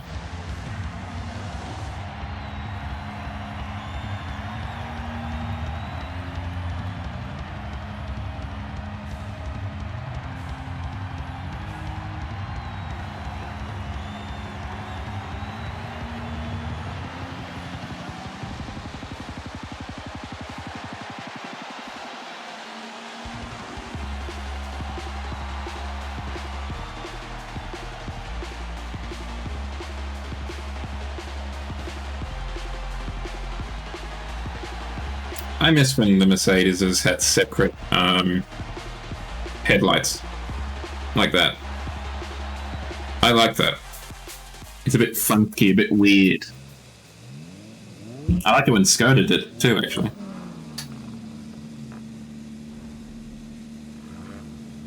Yeah, all unique cars, which is lovely. The Mercedes 190E. And there's a C63 too.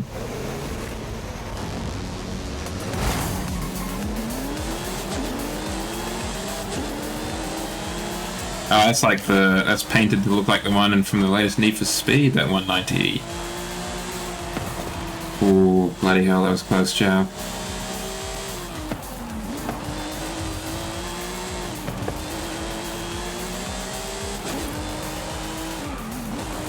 Yes, that's a good point. Or the Octavia VRS too, for that matter.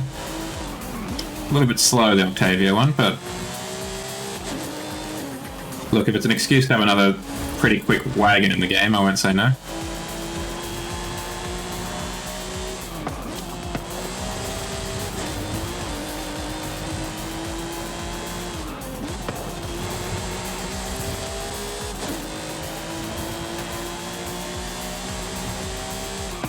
Well, this is a lovely sounding way to finish out the hole.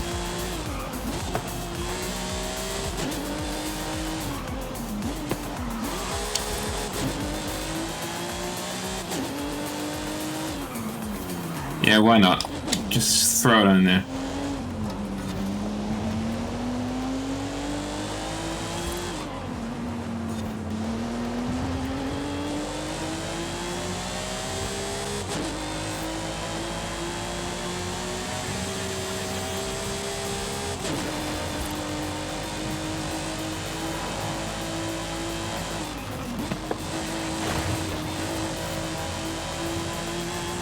They really missed a trick, actually, now that I think about it, for not doing for like an April Fool's, adding in someone Lamborghini tractors.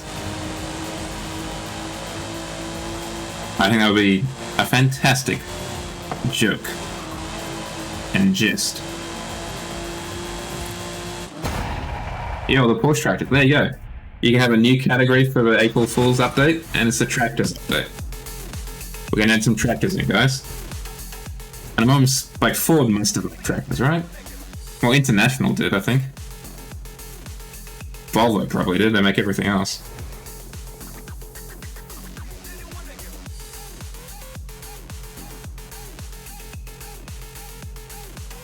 Well, we beat the C63, but we couldn't beat the Aventador.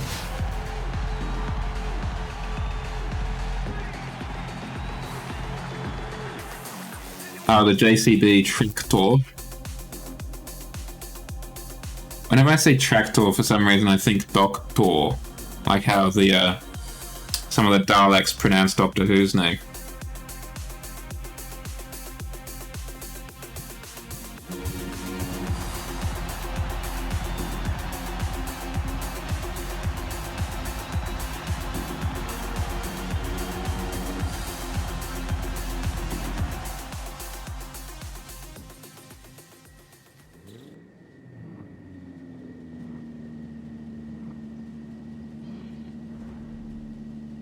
Oh, full house.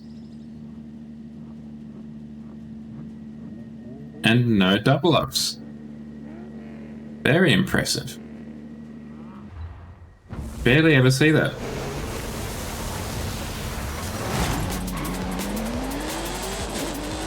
I mean, I did my bit by choosing an obscure vehicle.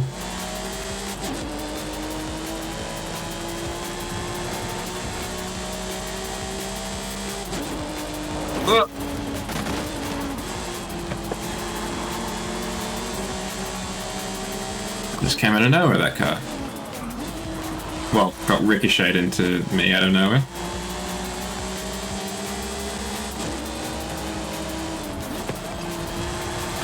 Oh, fence, gonna slow me down.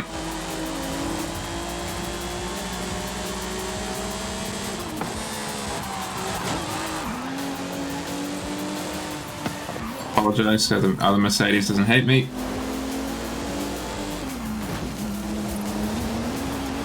Oh, well done on that Porsche. Taking that corner very well.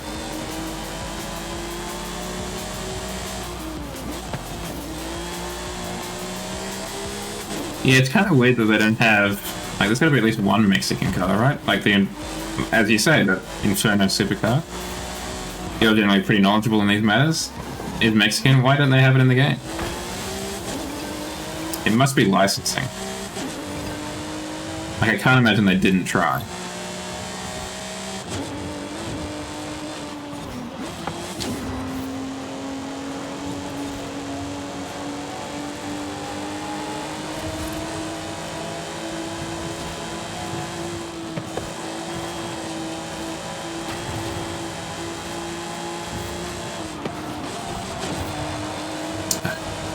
Shouldn't get down there. We're only halfway through. Wow, okay.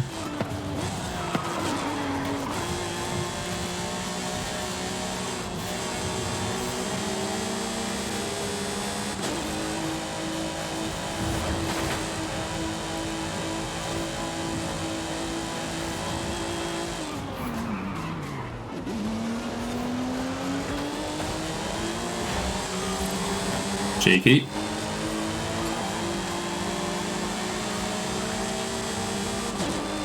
Come on, V12.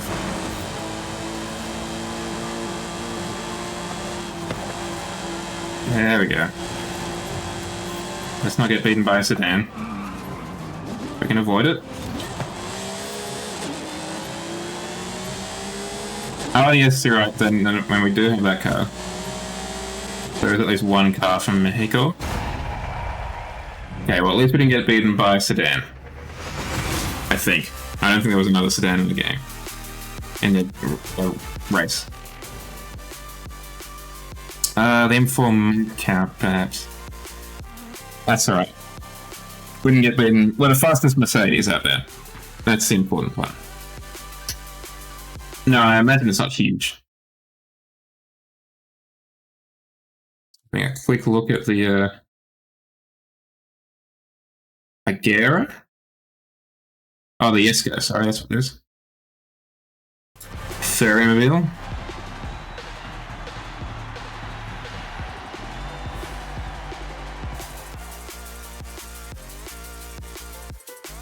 Final race of the night. Let's go out on a dub.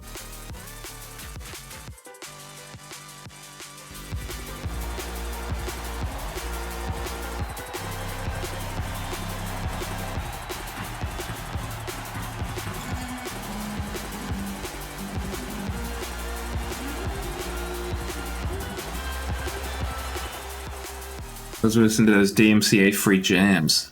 Oh, we're in a tunnel. That's not cool. Okay, well at least we get out of the tunnel pretty quickly.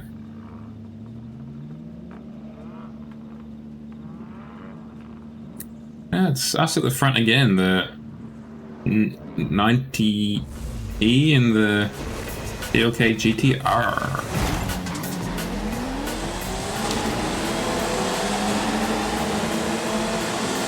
Okay, so the 90E is Def's all-wheel drive. Oh.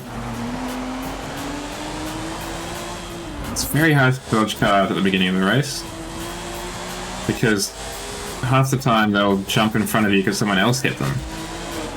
And they've just been skewed off in your way, and you didn't realise until a second before you made contact with it.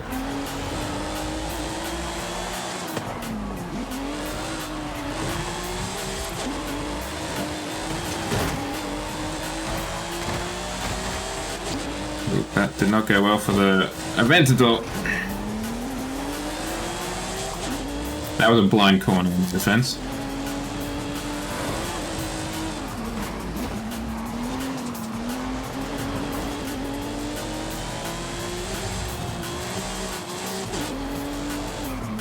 Just pure gaming skill, Shadow. Just an absolute gamer.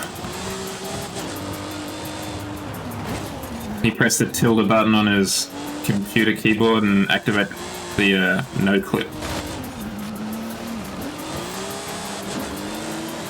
Bruv.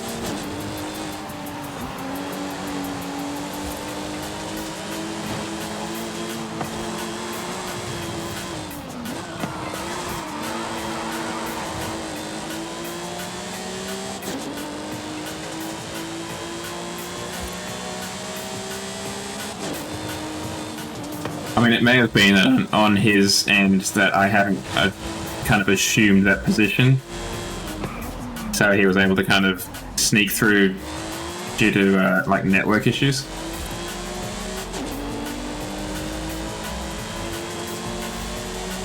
Because as it has been reminding me, I am operating under poor network conditions.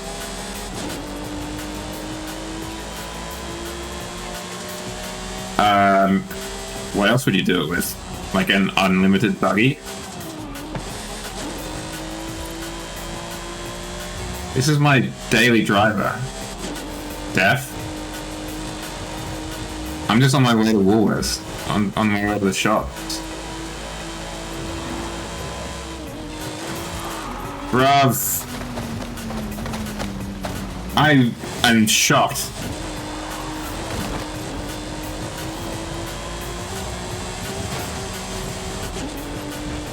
How did that happen? How did that work?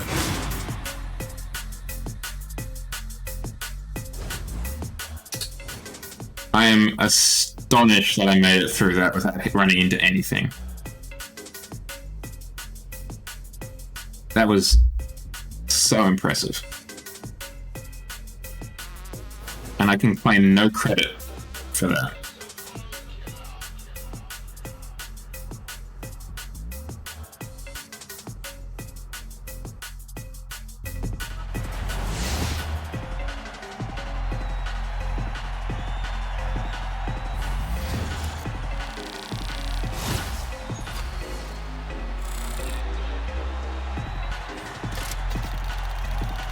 Alright, let's see what we got out of that. $2,000. Woo. Not a huge amount of currency if we're honest with ourselves. That's enough of that, thank you. It is now tomorrow. Or tomorrow is today. And today is yesterday. You heard me. Oh, we got a badge. And 6,000 drift or e-drift skills in Horizon Open.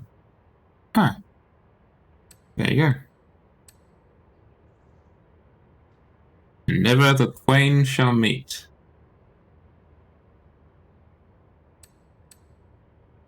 Pathfinder, 700 unit cars, 600 unit cars, 500 unit cars. Okay.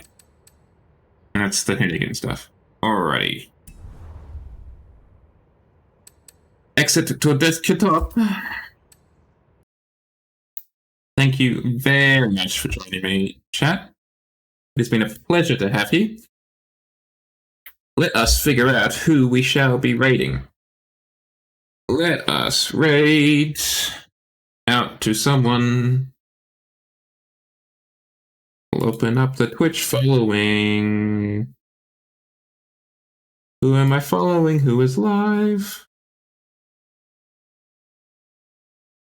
Some people.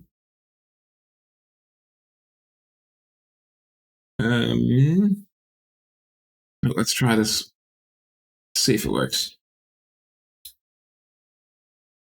It did. Normally it doesn't. That's right. We're going to raid Fluffy Boy. They're an Australian streamer. They are currently streaming Fortnite. Didn't hold that against them. It's a good game and it's free. I will see you in approximately 20 hours for some more Car Mechanic Simulator as we continue to, or as I continue, I should say, I'm not going to apply this to the rest of you, figure out how an engine works, and more importantly, how to fix it when it's busted. Until then, have a good start to your weekend and or end of your work week. Let us go and say hi to Fluffy. Cheerio.